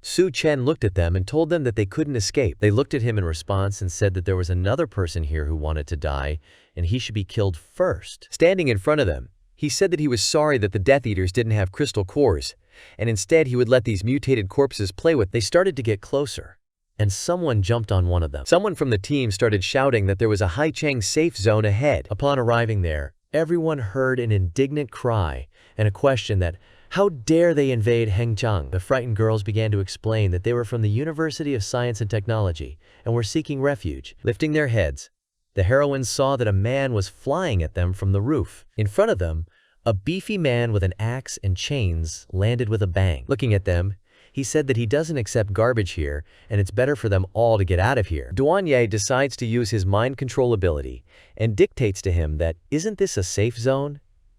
And what gives him the right to refuse them entry? He started looking at her with anger and not understanding what was going on. Hitting himself on the head, the man began to resent that she was using some stupid tricks. Jumping over her, he said that he thought so and that they were useless trash. The girl looked at him and began to wonder if this guy also had abilities. Someone abruptly put his hand forward and shouted to stop. In front of Douanier, there was a guy who stretched out his hand to meet the axe coming at her. The young man stood in front of the man and said that they were just looking for shelter and there was no need to attack. Captain Chen. He stood in front of the young man and the rest of the team stood behind him. The captain was surprised because it's hard for ordinary people to get through the Death Eaters. But the man still suspects that they may be spies trying to infiltrate their base. Chen appeared behind the girls, saying that, in that case, they would transport dozens of doctors to another safe area. The commander and his team were surprised by this verdict, because doctors rarely survive, and it is very difficult to bring so many people at once. The guy turned to the other side and was surprised that Chen was still alive after all this. He turned back and told the captain that these were his friends, and he guaranteed with his life that they were not spies of Death Eaters. And if Chen said that he had dozens of doctors, then that was it. The team turned to their leader and offered to let them in, as Xiaofeng had vouched for them. And if they have doctors, they won't have to bury sick people alive anymore. And what if they ever get sick? The captain turned around and began to leave, saying that if they could not cure the sick, he would be responsible for the consequences. The team members asked them to come in. Xiaofeng walks forward and tells Chen not to take it personally, because Captain San is just a peculiar person, and you shouldn't worry because there are annoying people everywhere. He keeps saying that he came right on time. Approaching the building, the guy says that they have several strange patients here who need urgent medical help. Entering the room, the girl saw a body covered with a cloth. They picked it up and saw an unconscious girl covered with something strange. Yun looked at it and asked, "What is it? Mushrooms?" Xiaofeng came up to them and said that they were trying to remove them, but they were starting to grow even faster, and the person was getting weaker. Chen stood next to them and said that she was infected with mutated mushrooms. Now that the plants are mutating, you should be careful with the young shoots, and you need to be careful not to get hurt by them. Douanier asked if they use humans as food. At this time, Yun ran to find someone who could analyze it and come up with some kind of medicine. The young man imagined a mutating plant that could grow rapidly and attack people if it was not destroyed. If that happens, the Death Eater tribes will use the safe zone, and humans will become their livestock. But the growing strength of the tribes is not in his best interests, and he'd better deal with the situation here now. A car pulled out abruptly, knocking all the people out of the way. Someone shouted that the young lord was being reckless again. He was firing a pistol and shouting at the hillbillies not to get in his way. Chen asked, "Why is someone shooting in a safe area and the team is not doing anything?" Xiaofeng gritted his teeth and said that the team was powerless. Continuing to be interested, he asked that this guy was someone important. The young man replies that yes, efficious. This guy is the son of the mayor. He also believes that old people and children are useless, so sometimes he runs over them on purpose. At this time, this kid noticed even more newcomers. The car abruptly parked at the curb, pushing several people aside. Leaning out of the car, he saw Yun, who was sitting on the ground. The young man offered to get into her car and go somewhere to have a snack. Getting up from the ground, she was shaking and said she was very hungry and couldn't walk, and could he carry her? Licking his lips, he said that of course he could and would only be happy about it. At this time, the guys were looking at them.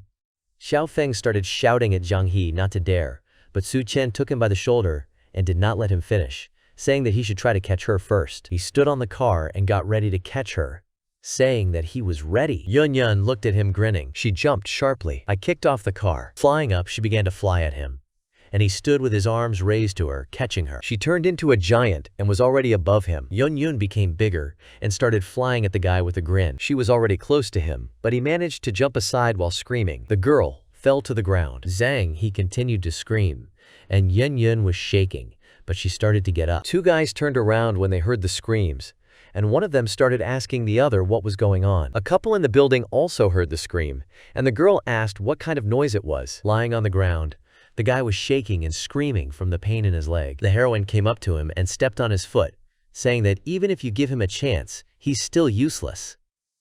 The young man began to scream even harder. Two guys started coming to his screams and asking if the young gentleman was all right. Getting closer to him, he started pointing at the girl and shouting that she was a monster and had broken his leg. She needed to be removed. Su Chen and Duanya were standing not far from this place, and she decided to use her mind control ability. She started dictating to the two young men, and they repeated after her that the young gentleman had obviously fallen out of the car himself and broken his leg, and that they had seen it all. The guy started shouting at them that they were involved in all this and were trying to frame him, and he would tell his father to kill them all now. He was shouting all over the street for Dad to help him. The captain, who was looking at them with a smile, said that now it would be fun to watch. An expensive car pulled up to them. She stopped next to the guy, and the guards were walking next to her. They were armed. Su Chen's team looked at it all. The young man cursed and said that he was really calling the head of the city, and Yun Yun began to admire him. A leg came out of that car. A man with a guard behind him went to meet them and asked if someone could explain to him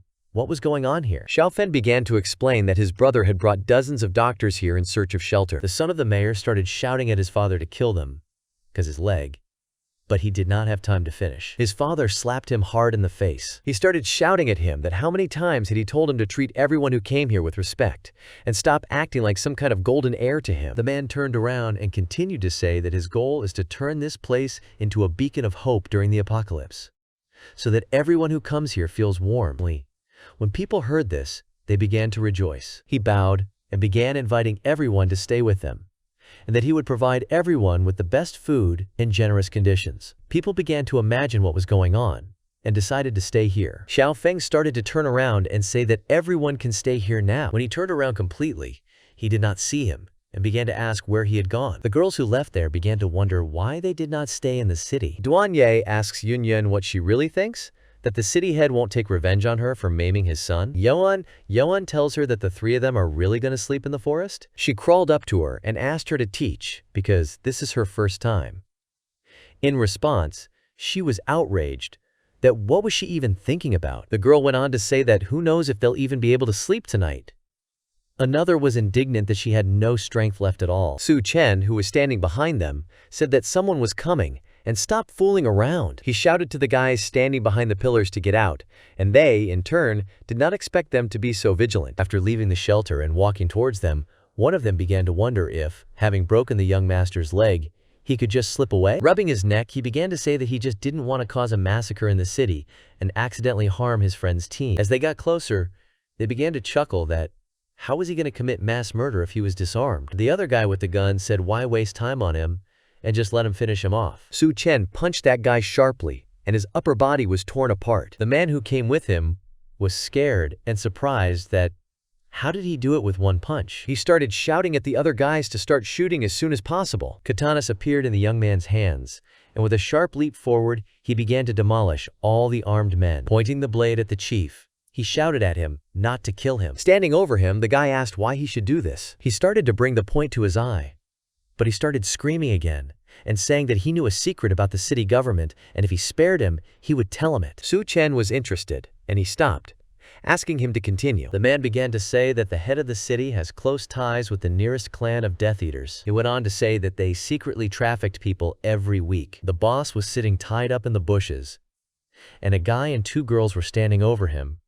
Yun Yun hit him on the head and indignantly said that how could they sell living people to Death Eaters, but he replied that it was all the head of the city. At that time, a table eater and some guy were standing in front of them, shouting at him what he was doing, because they had agreed on a meal. Grabbing him by the neck, he replied that the promised food would be thrown away at the gates of the safe zone. But, as for him, bending over him, he quickly sank his teeth into his neck. Leaning back, he tore out the head along with the spine. They looked at it all from the bushes with horror. The man said that these refugees were hired for a while because the head of the city never leaves witnesses alive. After telling this, he asked if he could be released now. Su Chen looked at him with a smile and said that they needed some more of his help. The man was rowing on a rope above the Death Eaters and shouting. They looked at him in surprise. One of them asked why he was hanging there, The other one replied that it didn't matter, just hit him and put him back in his place. The Death Eater started running at the hanging man with his fist. He shouted that he should wait, but he was interrupted by shouting that he was his next dish. He punched him in the stomach, and he started bleeding from his mouth. Yun Yun appeared above them and said how dare he break her new toy. She sat down with a rope in her hands and said that she would have to, but before she could finish, someone shouted for everyone to be careful, because she has abilities. The girl raised her hand to one of them and said that she would make it her new toy. Chen was standing in the window of the building with a gun and fired.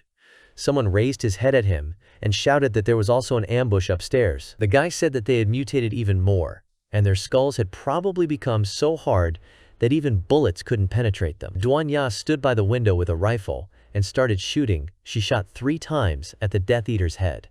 Chen came down to them and threw the Death Eater's head. As he got closer, he took hold of his head, but the man did not expect this. He put pressure on his head and broke his skull with one hand. In the house, someone asked him how he found out about the mayor's deal with the Death Eaters. The guy replied that he had been hearing rumors for a long time and he just felt the ground and hit the jackpot. He took out a bed and food from his storage. Duanya was lying on the bed, and her shoulders were being dried with a towel. She said that if he wanted to create a settlement, it would be easier for him to find another place and not interfere in all this. He replied that creating a base requires a lot of effort and time, and he is not strong at it. He continued to wipe her down and told her that he needed someone reliable and strong, and that this person was in Chen. Yun Yun came up to them and asked why the 2 of them started without her.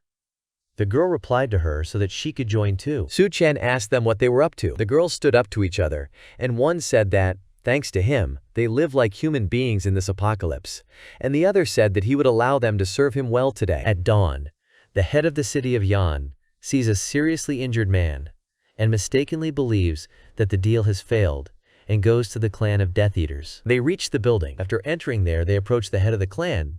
He said that Mr. Kan's men were seriously injured. Grinning, he continued to say that he had lost 3 warriors, and as compensation, they have to send twice as many people as usual, otherwise the deal is terminated. The guy who came with the mayor was surprised. What about twice? The man held out his hand and said that it was agreed. After leaving the room, Yan said that it was unlikely that his people could have done such a thing, and most likely Chen had done it all, and upon his return, he needed to pick up all the doctors he had brought and trample on him, because he had no rivals in this city. At this time, one of the Death Eaters approached the head and said that it was very difficult to find girls now and let him ask for more females next time. The leader praised him. A guy came out to them and said that the head of the city does not shy away from garbage. Everyone started to wonder and say, who is this? And where did he come from? They surrounded him, and someone said that the thin skin and tender meat were so delicious. One of them said to surround him and not let him escape. The head looked at him angrily and said that since he came here alone, he had the courage. After looking at the guys, he asked, what are they waiting for? Attack. The young man looked at him and told him that he was thinking correctly.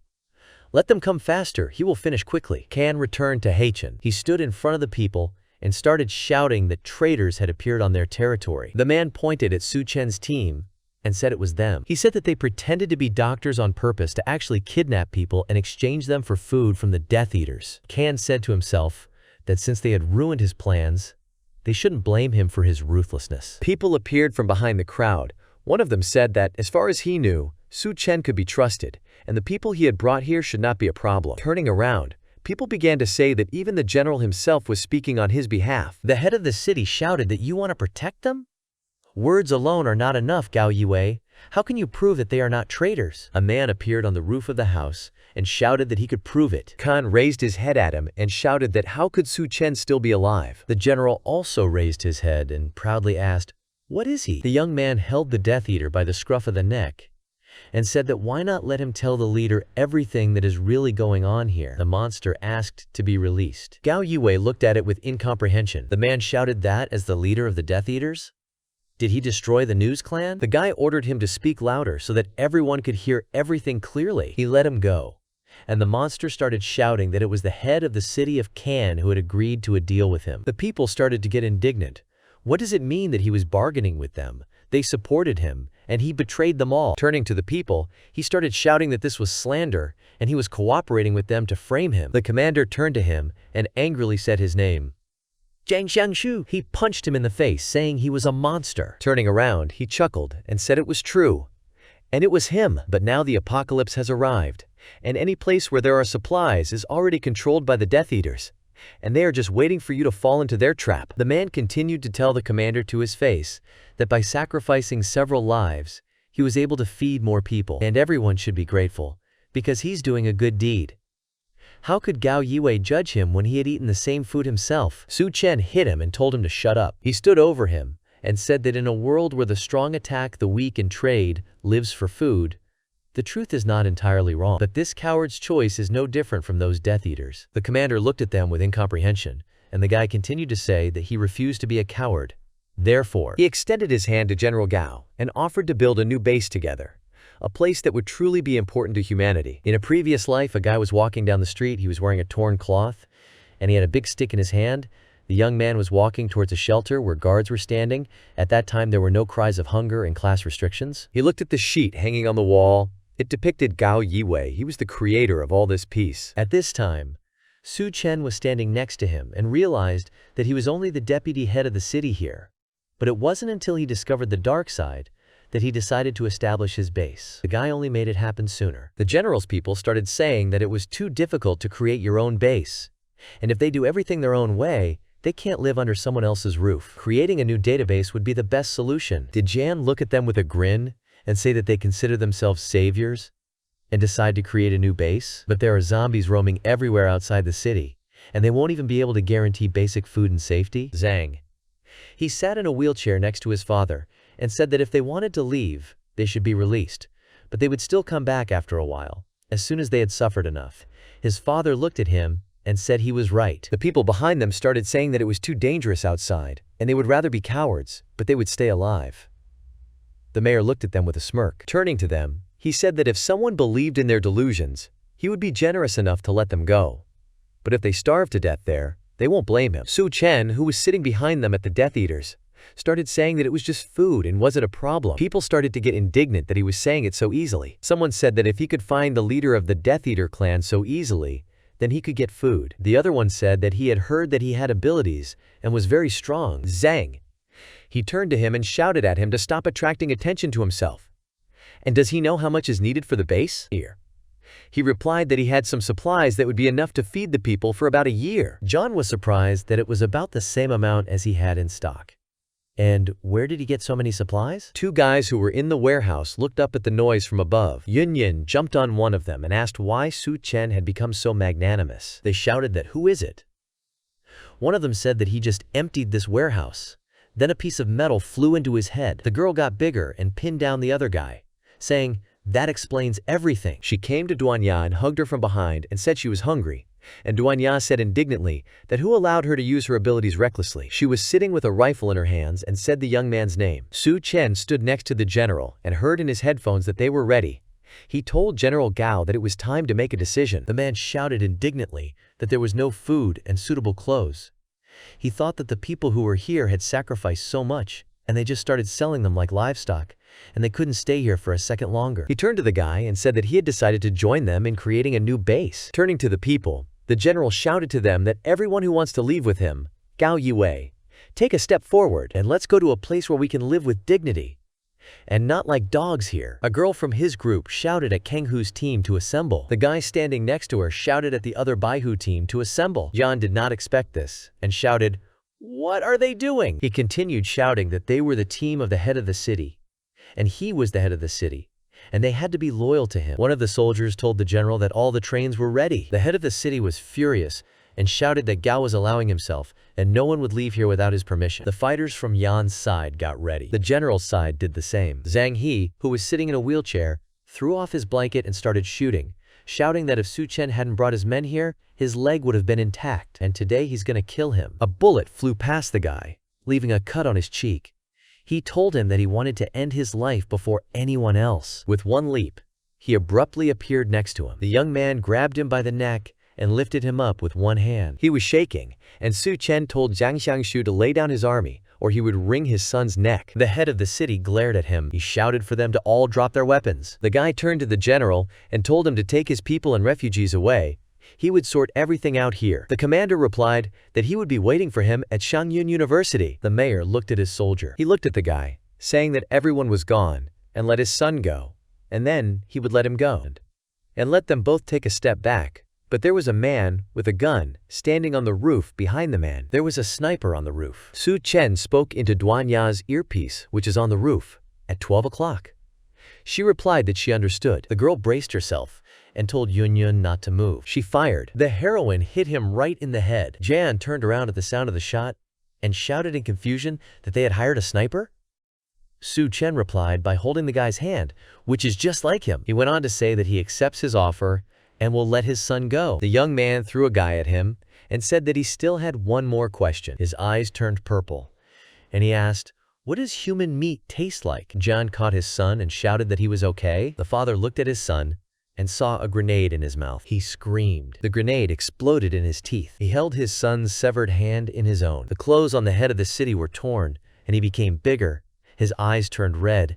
The man shouted at him that he would kill him. Duanya and Yun approached Chen, and at that time, the guy was talking about how the rumors from his past life were true, and Zhang Xiangshu was a Death Eater hiding among people, but he didn't expect the head to be a level 2 monster. Standing on the ruins, the young man looked down at him and said that the next time they met, he would not be so lucky. There are people standing near a large building.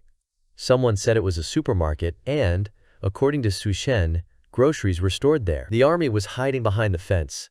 The commander said that their main goal was to destroy the Death Eater tribe inside and deliver supplies to the new base. He shouted that it was time to attack, and the soldiers came out of hiding and prepared to shoot. They stopped, not understanding what had happened. Looking ahead, they see that all the monsters have already been killed. Walking back to the car, one of the soldiers told the captain that all the supplies had been loaded into the truck and the gas tank was full. Someone in the crowd said that Chen had not been deceived, and there was indeed a truck full of supplies. The commander started saying that he thought there would be a fight.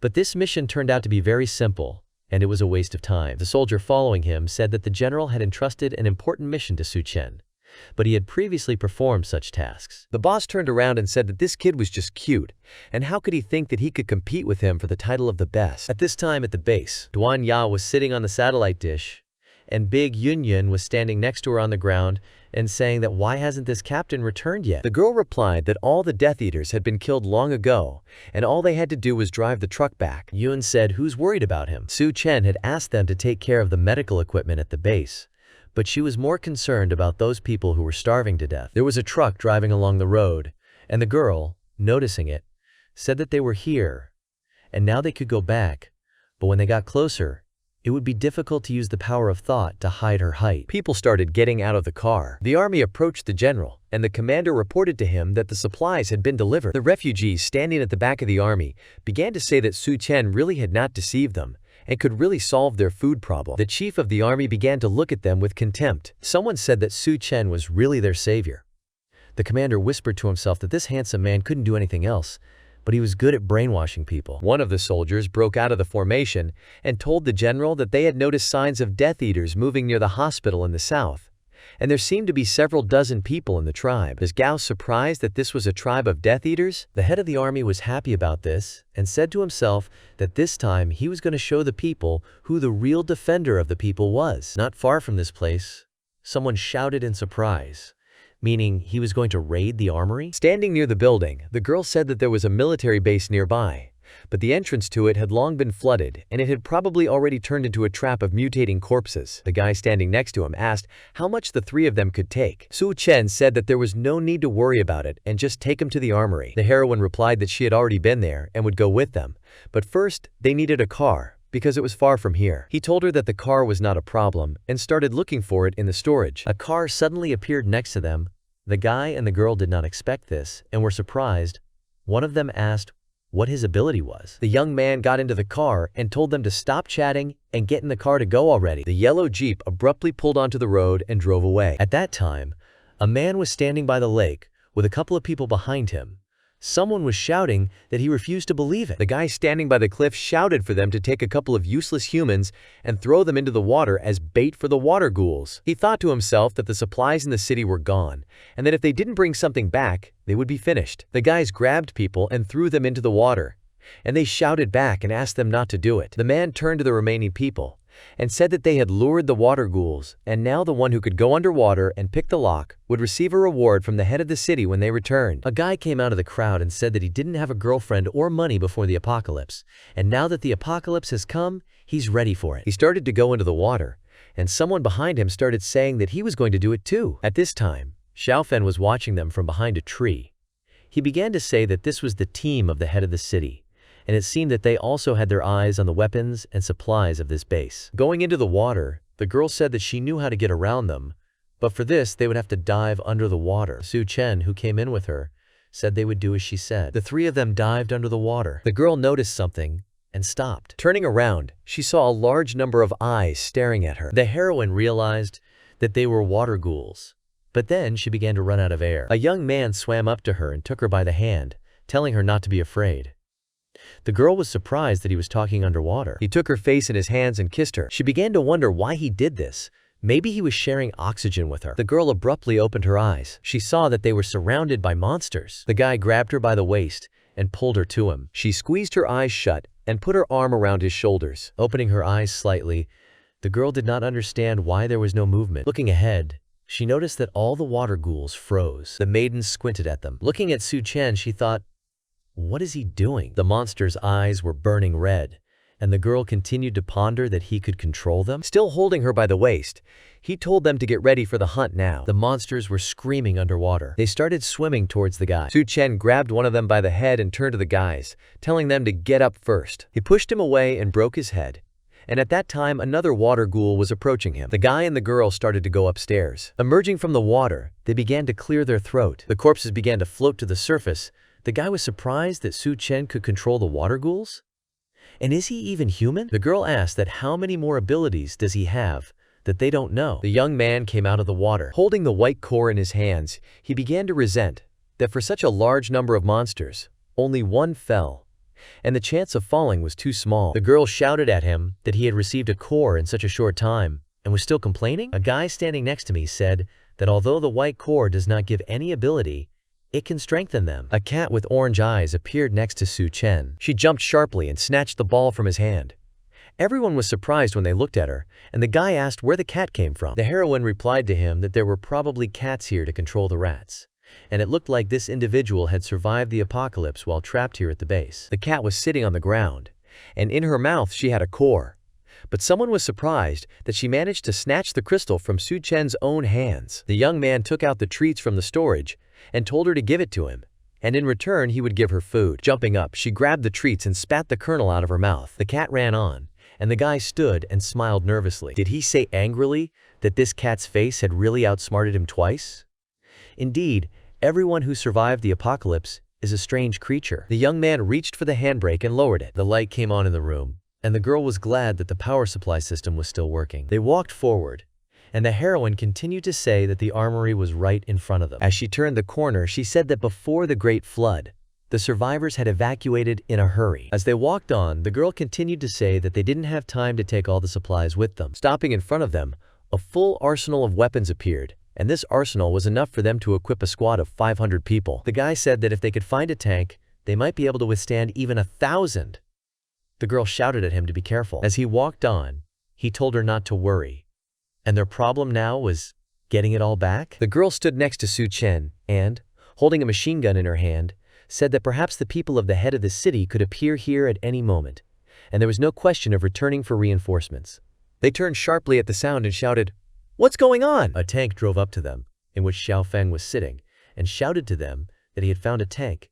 But there is one thing. But a monster was running after him, and he shouted to help him. The guy and the girl stood in shock. The creature started shooting. It hit the tank, and the young man started screaming. He shouted at Chen and Bai Dui that if he blew up the arsenal, they would all die here. The guy whispers to activate the arsenal. Blue pixels appeared on the walls and floor. The girl asked him that he had saved all this in some kind of space. The cat on the shelf froze. Xiaofen, who was sitting in the tank, shouted at him that his capabilities were incredible. Leaning out, he asked if he could put the monster in there too.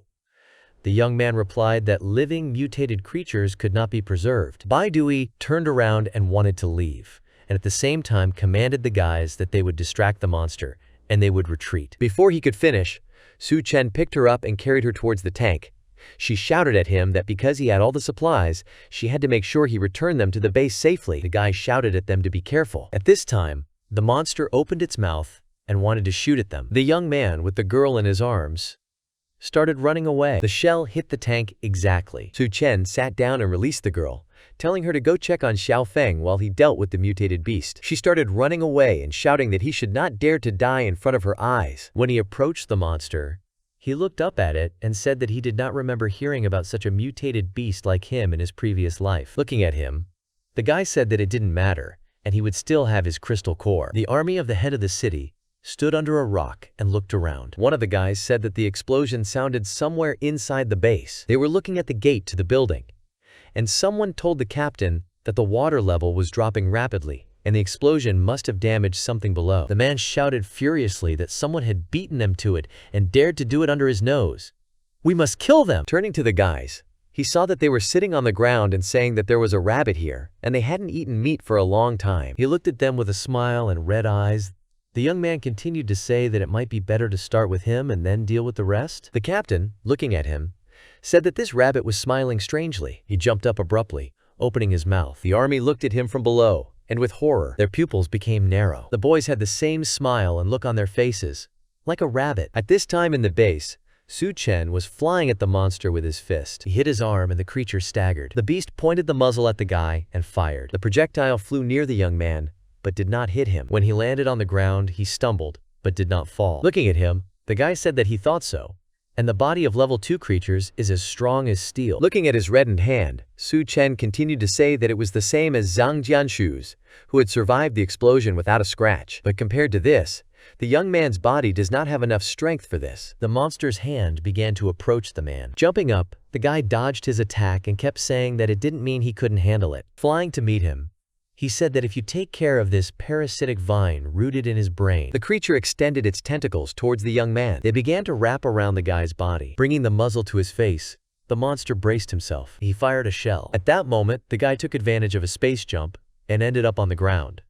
He didn't think it would be that simple. Someone made a sound behind him, and Chen turned to see a cat approaching him. He started telling him to be careful, but before he could finish, he started glowing and getting bigger. Turning into a giant, he hissed. The guy was surprised and looked at him and said that he was also a mutated beast. At this time, the girl ran up to the tank and started shouting, "Is Li Xiaofeng okay?" Picking up the fragments of the wall, she continued to say that if he could hear her, let him say something. His voice came from behind her, saying that he was fine and if he hadn't dodged in time, he would have been flattened. She crossed to the other side and started lifting the concrete bricks, saying she was going to get him out of there. The deputy mayor smiled. The girl, hearing the sound, turned to the side and asked, "Who is there?" The men walked forward, hiding their faces, and the girl continued to ask, "What are these guys doing opening the door?" Turning fully on them, she asked, "What are they doing?" Raising her head, the heroine screamed that something was wrong with them. They began to approach. One of them opened his mouth and began to come even closer. On the other side of the base, a giant cat growled. Stepping on the ground with his big paw, he pushed a hole in it. The giant was standing next to Chen. Turning his head to look at him, he was surprised that he was getting bigger. The cat walked forward. He stood in front of the monster, and his fur stood on end. The guy, looking at this, said that it looked like they were mortal enemies, and as they say, 2 tigers can't share one mountain. Approaching the cat, he asked him that he had deliberately grabbed the core to bring them here. Chen's eyes turned red, and he asked the other that, now that he was convinced of its power, would he like to unite? The young man jumped on the cat. The beast began to get angry. Sitting on it, he invited them to fight together.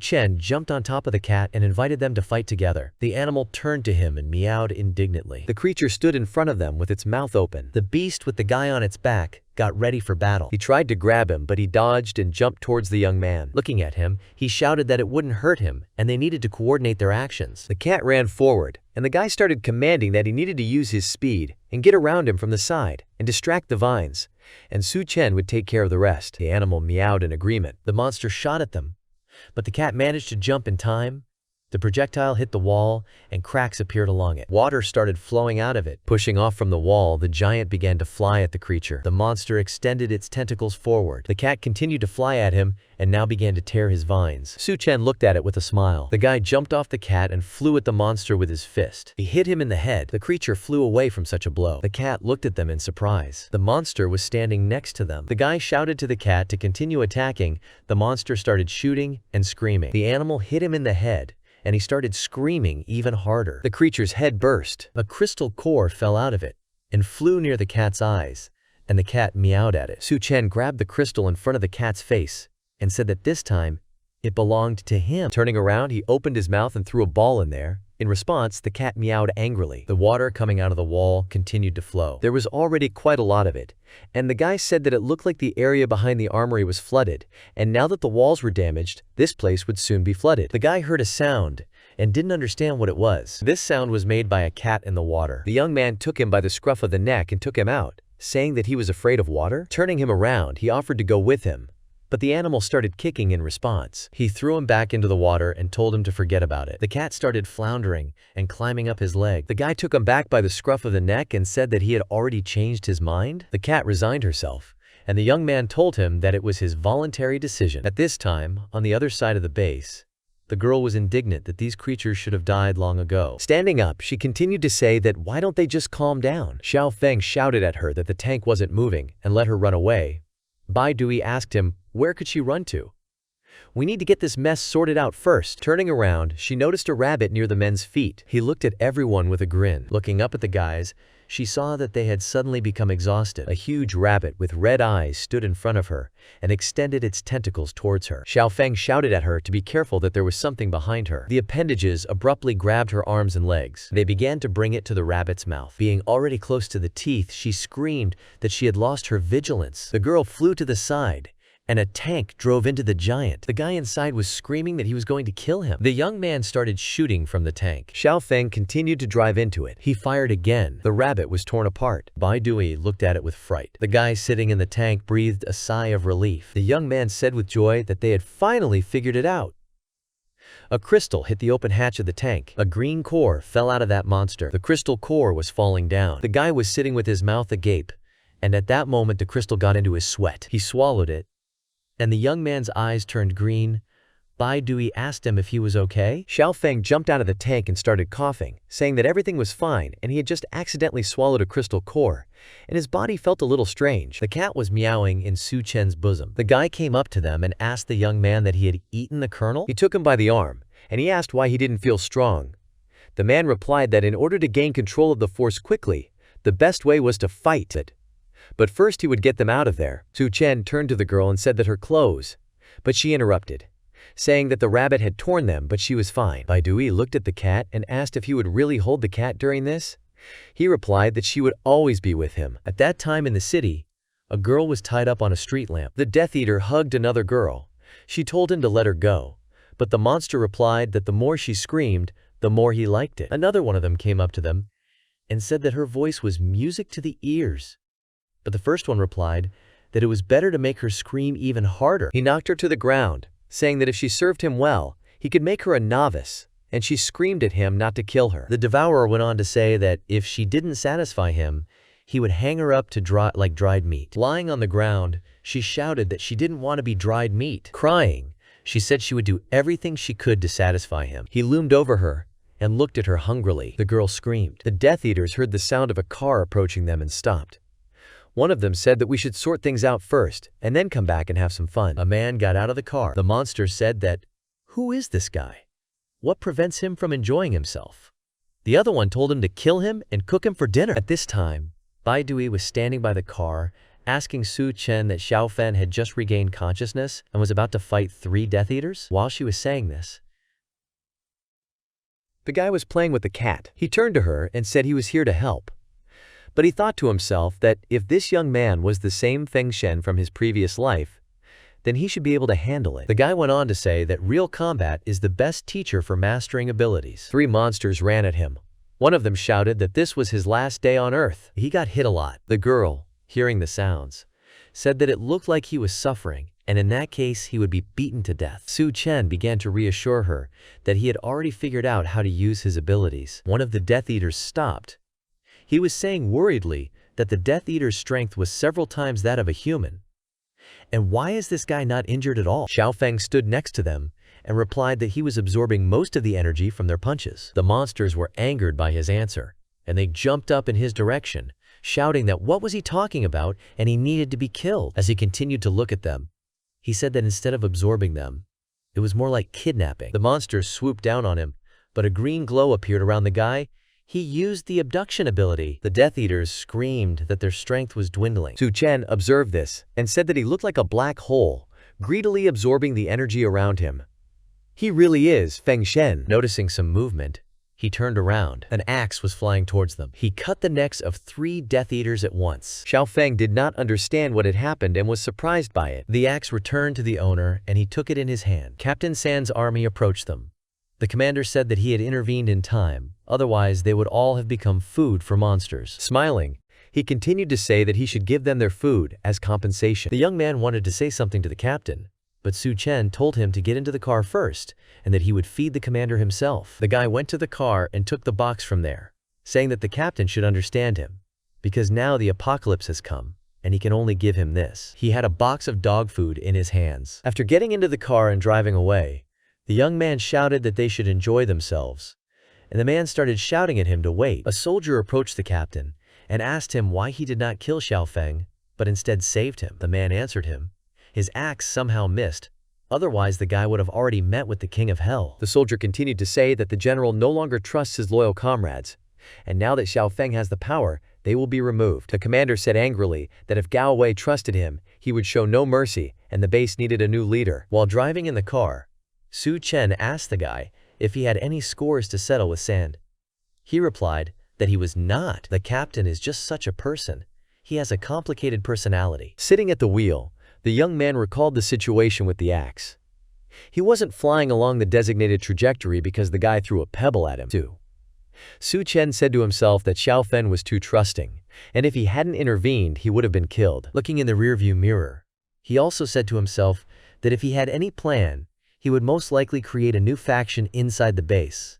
But if so, the guy would figure it out. At that time, at the construction site, Yun was helping to build the wall, and the builders praised her for doubling her efficiency. While putting up the wall, she turned to them and said that she eats a lot of food every time, and can they handle it? One of the guys replied that if they could build a wall to protect everyone, it would be worth it. Hearing a sound, the girl stood up and looked over the wall. A yellow SUV was driving towards them. A car was driving along the city road. He stopped and parked. The guy got out of the car, and the cat jumped out after him. The young man told him that he was going to scare everyone away. The cat stretched and meowed with delight. Xiaofeng and Bai Duai followed them out. The girl said that the animal seemed happy to go for a walk. Apparently he had been locked up for a long time. The guy told Chen, "Isn't he afraid that the cat will run away?" He replied that he could not find such conditions as here. Standing near the house, the general said that the guy had asked him to vacate one of the warehouses.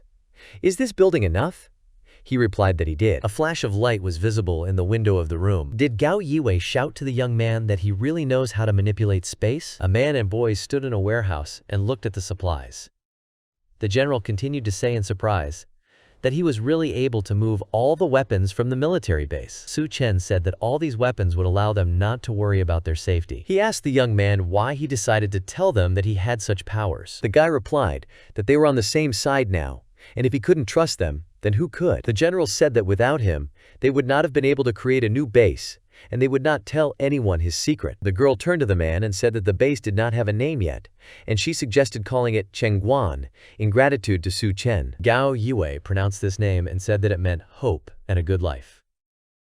It's a good idea. Chen recalled that, in his previous life, this base would have been created by Gao Wei, and it was the last stronghold of stability during Doomsday. The guy was pleased that she was named after him. At this time, the cat got out from under the table covered with a film. It was the operating room where Duan Ya and the doctors were, and they thanked her for her help, and they couldn't have done it without her. She told them that due to the prevailing conditions, many seriously ill patients could no longer be helped. They replied to her that if they could capture the Tao clan's base, which is located in the hospital, they would be able to get a lot of useful equipment and medicines. The cat seeing the scalpel in the girl's hands, remembered the unpleasant events of the past. He was in a cage, and his friend was undergoing surgery. The animal ran up to Duan Ya and meowed. She reached out to him and asked where he came from. Picking him up, the girl stroked the cat's head and asked if he was hungry. She went outside with him in her arms and headed towards the house. When she entered it, she said that when Chen returned, she would ask him to leave it here. Going to the front door,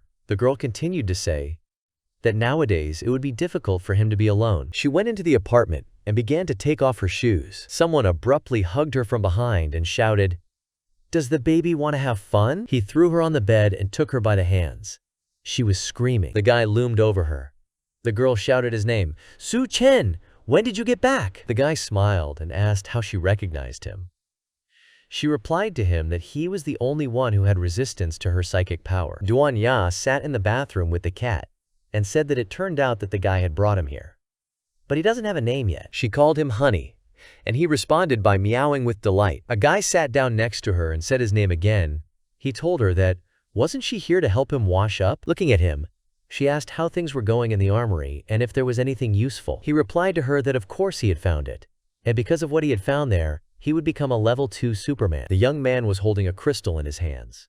Goldie looked at him with a question, and he apologized to him for that incident. Bringing it to his mouth, he said that he first placed the core inside the space and took it out after arriving here. The girl turned to him and asked him if he was going to apply it. Chen's body abruptly turned dark with red stripes. He was sitting next to her, and the heroine said that this is what a level 2 Superman looks like. She screamed his name. Continuing to scream, the girl said she couldn't stand it. Yun, hearing the screams, came to the house. The cat sitting in the bathroom meowed indignantly. The girl looked out the window and said, "Why did Chen come back and not even come over to say hello?" Looking at them, she said they were unhappy. Duan Ya shouted at her to help. A dark-colored foot stepped on the floor in the water. Yun shouted his name in a frightened and questioning manner. Approaching her, he said that she was just in time. Duan Ya rolled her eyes and shouted the guy's name. The second girl spoke. A second-level superhuman. Clinging to each other, they said it was incredible, but they couldn't take it anymore. Lying on the bed, the girl said that she felt terrible, and the second one asked if the side effects were really that bad. Looking at them, the guy apologized and said that he seemed to have absorbed too many crystal nuclei. Yun said that they needed to strengthen as soon as possible, otherwise they wouldn't be of any use. Duan Ya asked him that since he had reached the second level, had his skills changed too? The guy said he would try it now. The first skill is Steel Skin. This was due to the combination of 2 skills, Berserk and King of the Golden Snakes.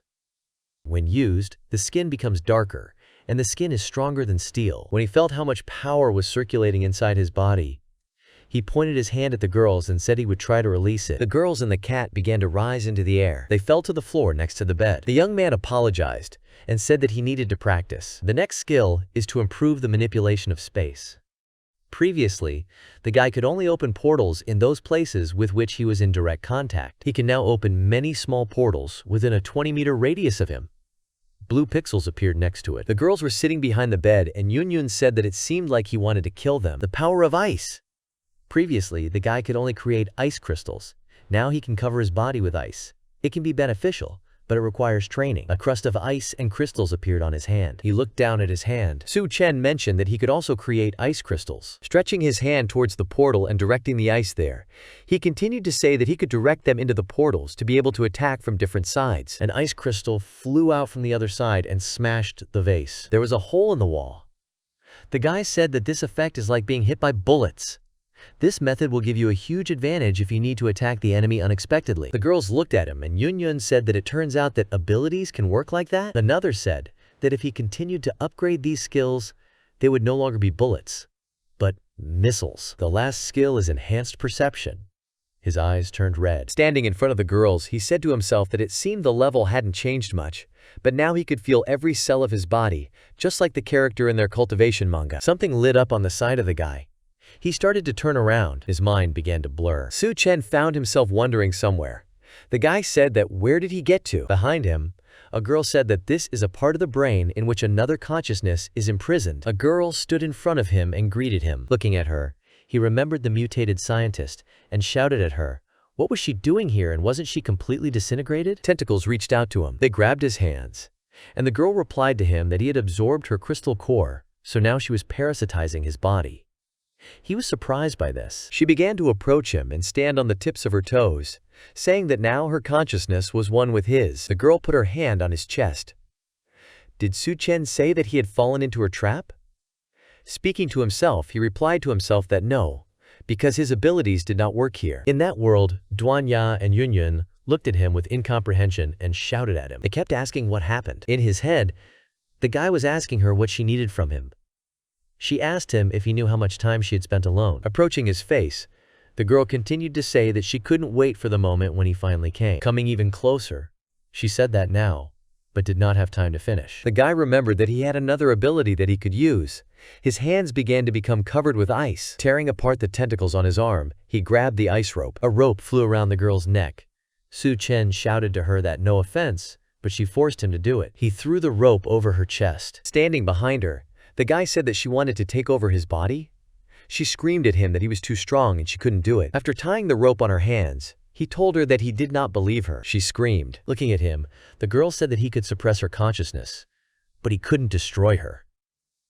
The guy replied that he would imprison her here forever. She went on to say that she wasn't as strong as him. Many tentacles appeared around him, and the girl continued to say that in this area of consciousness, she would not lose to him. Her vines began to twist on his body. The guy ended up in a cocoon of tentacles. He did not expect this. They were both tied up. The girl said that now none of them will leave here. Chen shrugged one shoulder. Trying to free himself, he pulled with the other, but nothing worked. The girl was sitting across from him and said they couldn't get away from here now. The guy sat and looked at her with an angry look, because he really couldn't get out. She told him that they wouldn't get anywhere that way and they needed to discuss it again. He asked her what she wanted to discuss. The girl replied that she would be able to maintain her life by sucking out a little of his strength. It wouldn't hurt him in any way, but she was too weak to harm him. The young man said he didn't trust her, but he was curious to know how she was going to leave his body. The scientist replied to him that she needed to constantly absorb superpowers in order to maintain life. If she left his body now, she would die instantly. Unless, of course. She got up from her knees and continued to say that he would not help her find a female body with a suitable level of superpowers, but only the body must be beautiful. He looked down at her, saying it wasn't a bad idea, but how would he know if this body suited her? The girl replied that if he found a suitable body, she would let him know, and that no one should help each other for nothing. She went on to say that as soon as he did what she asked, she would repay him handsomely. The guy replied that he didn't need anything from her, but if she tried to harm him or his allies, he would destroy her. The girl replied that everything was clear and asked to remove these shackles from her. The tentacles began to disintegrate and release the guy. The ice rope on the girl broke. The young man found himself in our world. He was standing in front of an uncomprehending girl. The girls looked at him with incomprehension. Duanya asked him what happened. After all, they called him, but he did not respond. Yun said that they were already starting to think that someone had stolen his soul. He said it was better not to let his soul leave his body. The scientist in his head was standing in a frozen place. She started screaming that he had frozen all the space around her and that he should let her out of there. The guy said that he did not expect that the power over ice would become even stronger inside his mind, but he'd better find her a new body as soon as possible. He turned to the girl and shouted for Duanya to take him to the place where the other girls live. The girls were surprised by this, and one of them asked, "Why does he need another girl?" Yun said that everything was not enough for him. Chen was embarrassed. Coughing, the young man said that he just wanted to check what was going on at the base. They were walking down the street, and Duanya said that General Gao had already ordered all the necessary calculations, and according to him, there are about 1,300 people at the base. She went on to say that there are 400 of them who are capable of holding the line, and they already have experience in fighting the Tao clan and the mutant hordes. As she continued walking, she said that the others were busy building temporary fortifications, and thanks to Yun, the work was completed quickly enough. At this time, women, children, and the elderly were engaged in destroying mutated plants and providing logistics. Another girl interrupted her and said that Duan Ye and the other doctors were able to organize the effective operation of the operating rooms, and those who suffered minor injuries during the destruction of plants have already returned to work. The girl said that they had done a lot of work, and after the wall was finished, they would finally be able to rest. The guy asked them if this was the best right decision.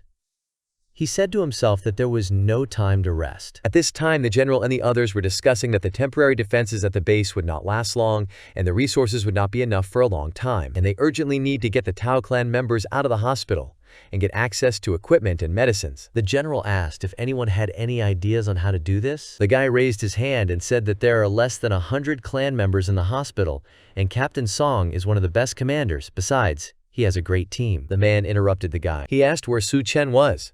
After all, he was the one who proposed building this base, and now you can't find him in the daytime with fire. Did he merge? The captain spoke the last sentence with a smile. The general told him to choose his expressions. And without Chen, this base wouldn't exist at all, and they wouldn't be sitting here discussing their future course of action. Gao said to himself that Captain Song was too short-sighted. A few days ago, the general stood with the guy and asked him why he wanted to transfer control of the base to him, and why. The young man replied that he was not used to being a leader, and he was the only person he trusted. But if he lets his guard down for even a minute, the horrors of Doomsday will engulf the base. The man replied that he understood everything, and he said to himself that he just wanted to focus on getting stronger. Sitting in the office, the general continued to say that if they had any problems, he would always be able to help them. Captain Song started saying that the Tao clan was a serious threat, but he couldn't make too many sacrifices to win. The man replied that Su Xiaofeng would help them, and Chen would make sure that everything went as smoothly as possible. Rising from his seat, Song said that if it was General Gao's order, then he agreed. Let him start preparing for the operation. After leaving the building, the soldier asked the captain that they weren't going to save up their strength. And is it necessary to attack the hospital right now? He told him that Zhao Feng and Su Chen would be very difficult to control because they had superpowers. And if they manage to arrange their deaths during this operation, then it will not be difficult to seize control of the base. At that time, the general and his assistant were watching them from the window. The assistant turned to Gao and said that he had agreed, just as Su Chen had predicted. The general replied that he hoped that he would really be useful and that he would not go down the wrong path. The man asked him if anyone had been sent to investigate yet, and he replied that they should have returned by now. If Su Chen is right, then there really is something serious going on. At this time, at the Hencheng security zone, the guy was sitting by a tree and asked Tian Yu if Su Chen was so strong, why don't they ask him for a couple of crystal cores? He replied that you need to upgrade yourself. He had already saved them once. The young man said he agreed, but they had already fought a bunch of monsters, and he hadn't noticed any progress. It wasn't fair.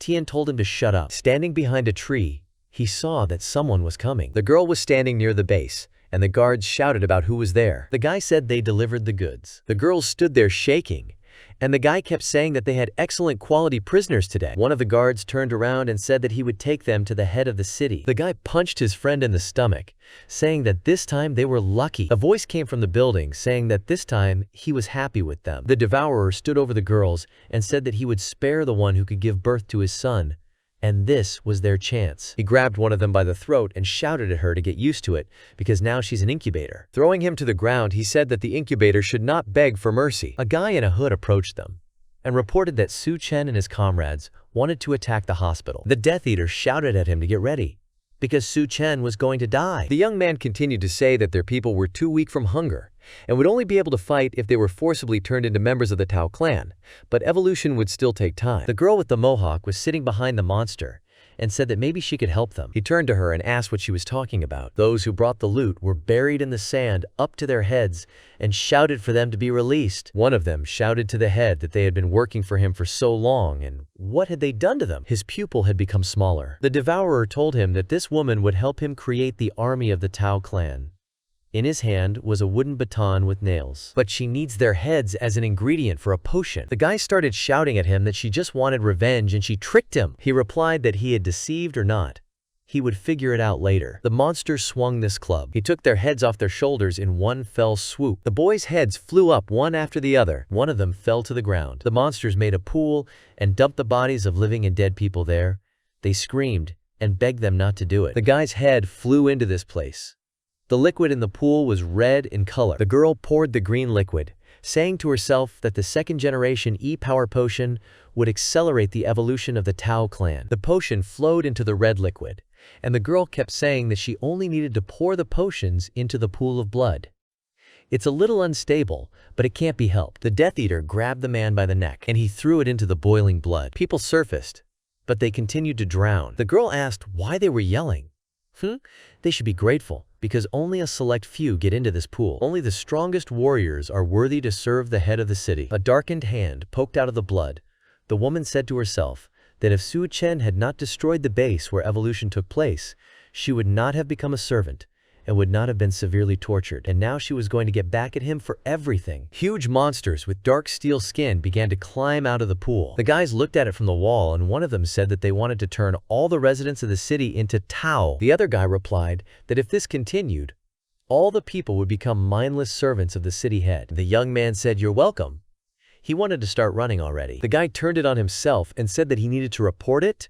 Otherwise, everything that happens will turn into a disaster for their entire base. The Death Eater shouted that it was a pity. There were monsters next to the guys. One of them said they couldn't escape. The guys, hearing this, started to turn around in fright. One of them cursed and shouted that they had been discovered. His friend stood in front of him and said that he would detain them, and he should inform them about what was happening. The Death Eaters looked at them, and one of them said that they should both share lunch with them. As a main course, of course. At this time, at the Chengguan base, Su Chen was walking down the street, and a joyful girl was running towards him, shouting his name. The guy noticed her and stopped, asking how she was doing. "Is no one hurting you?" Xiao Mei. Stopping in front of him, he patted her on the head, and she replied that there was no one to offend her. She's Su Chen's girlfriend. Gao Yue was walking behind the girl, and Bai Dui, the general, shouted his name. They approached him, and the man began to say that Captain Song had gathered all his men, but it was still difficult for him to cope with all the Tao in the hospital, and he would like to ask for his help. Duan Ya and Yun Yun were standing behind the guy. The young man replied that there was no problem. The general kept saying that besides that, he had one more request.